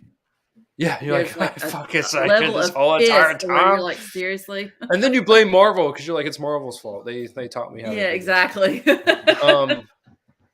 No, the one thing that I have not read, looked, or know anything about is the power orb thing that powered his little magical seat ship thing. Mm-hmm. Okay. to begin with, I was like, do I know this from the TVA when the Kangs came back after the Loki scenario with He Who Remains? Like, was that the thing that was in the window? Was that the shape that I'm seeing? And if so, did I think then that it resembled the window from Doctor Strange? Mm-hmm. And because all the shapes, it's it's that orb, but it has like the circles on it, and the circles cross in a certain way that they remind me of that shape. And so, whereas he's wearing the Eye of Agamotto, and you have the window that's in the Sanctum Sanctorum, all that stuff reminds me of that same exact look. And I can't figure out where it originally came from because I have not deep dived because I got out of the movie and then came home and started doing other stuff. But that's something that I'm pretty sure that people are going to start talking about, and I just got to read a little bit more about it. So, yeah. Did it resemble anything to you when you just saw it right off the bat? Well, I mean, it kind of did remind me of, like you said, when you're talking about, Doctor Strange with like the things. I don't know. It's like you try to, bridge the gaps on a few things. It's like I think Brian was of a mind. He's like, well, it's got something to do with Shang-Chi's like rings or something. I'm like, what are you talking about? Right. So I mean, but yeah, same principle. Yeah, so I mean, you figure there's, like I said, there's like some connective tissue somewhere to where it makes sense, but maybe we're not to that point yet. And that's fair. Yeah, like I've only taken the thought of when I was sitting in the theater, what I was thinking of, and trying to put it into words now that like it was in my head, and like I'm sitting there trying to think of why or where or like how. And you're totally right, because at the end of the day, they're going to connect all this shit for me. I'm not going to have to do the work, but as long as I remember it right now and I'm sticking with it, I'm like, I know I've seen that. I know and like, that. And to your point too, like with Doctor Strange's, that with the eye of Agamotto. I can never think, but with the eye, that because the way everything kind of interlocks and that kind of thing. I mean, it looked very similar. So, I mean, who the hell knows? I mean, I don't know what my eyeballs have seen. That's it. Yeah, absolutely. I thought they were going to get trapped at the end, and that was it. I thought they were going to be there. Oh, for like the next movie. And I thought a whole lot. I was like, damn, it's like Hope came through. She's like, trying to help him, save him, this kind of thing. I was like, oh shit, now they're stuck. Yeah. But apparently Cassie is like this super genius. Where this actual just scientific whiz or whatnot, and she just like programs it in, and she's like, boop, all right, we're there. So I mean, I was kind of glad, but I mean, in a lot of Marvel movies, you don't really have anybody like dying per se. You know what I mean? Kind of like an end type thing. I mean, I'm not saying there hasn't been any deaths or anything like that, but I don't know. I don't know if it would have made sense to really have them stuck in the quantum realm. Well, they changed it. Wow. They changed it with Scott showing massive anxiety in that moment where he's walking down the street. That mirrored the opening scene where he's walking down the street. Yeah. And he has that massive anxiety. He's like, did we kill him? Wait, is he gone? Wait. He said he got sucked into something. He got sucked into that, whatever. And he starts spiraling, and then it shows like he's like, nah, it's okay. But then when they're sitting down at dinner, like it hits him again. I'm like, this is gonna fuck with him like forever. this is here now until he fixes it. And so he's definitely got that Tony seeing his friends die vibe in his mind. Like he's got that shit that he's gonna live with now for the next however long. So, which at least is Paul Rudd. Paul Rudd doesn't age, so we could have him forever. Yeah, absolutely. Was there anything else you can think of? That's it. That's instant reactions. That's the only thing that I could think of right off the bat. There's more to it, clearly, as time goes on. Maybe Greg will see it. Probably not. No, Greg. We'll see what we can do about that. Yeah. But that's it. Yeah. Until next week when we get to talk some more Picard and Last of Us. Oh my gosh. And Bad Bitches. The only thing about Last of Us, the only thing that the one thing I will say is like the little tidbits I've kind of read, or seen, especially with people who play the games and everything. I'm like, it's just gonna get harsher and harsher. I mean, the stakes are gonna get just higher and higher, and I think we're gonna have a lot more gut punches. I mean, I'm not really like emotionally invested in this show, but some, a lot of the stuff that you see is just like I said, it's just so. It's just so depressing. It's so like, why even want to survive? Yeah, that's a large part of the problem with like Walking Dead for me, and it was the pace at which they told stories that made you have hope, and then they would kill people off, make you lose hope. The pacing is completely weird, and you're right. Like when you live in that kind of world, like why struggle? But I think that's why episode 3 was so important and really important for them to tell very early, because you need to find the silver lining, right? Like that's kind of what the it stakes. was all going The after. stakes are so high, but it's like you've got to have a reason for going forward. Yeah, it's like life in general. yeah, it really is. I mean, don't get me started on that conversation, but yeah.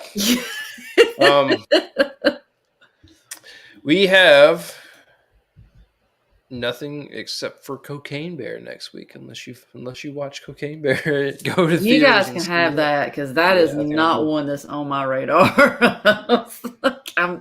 There's a but what we got, Shazam in like 4 weeks is like what, the 17th.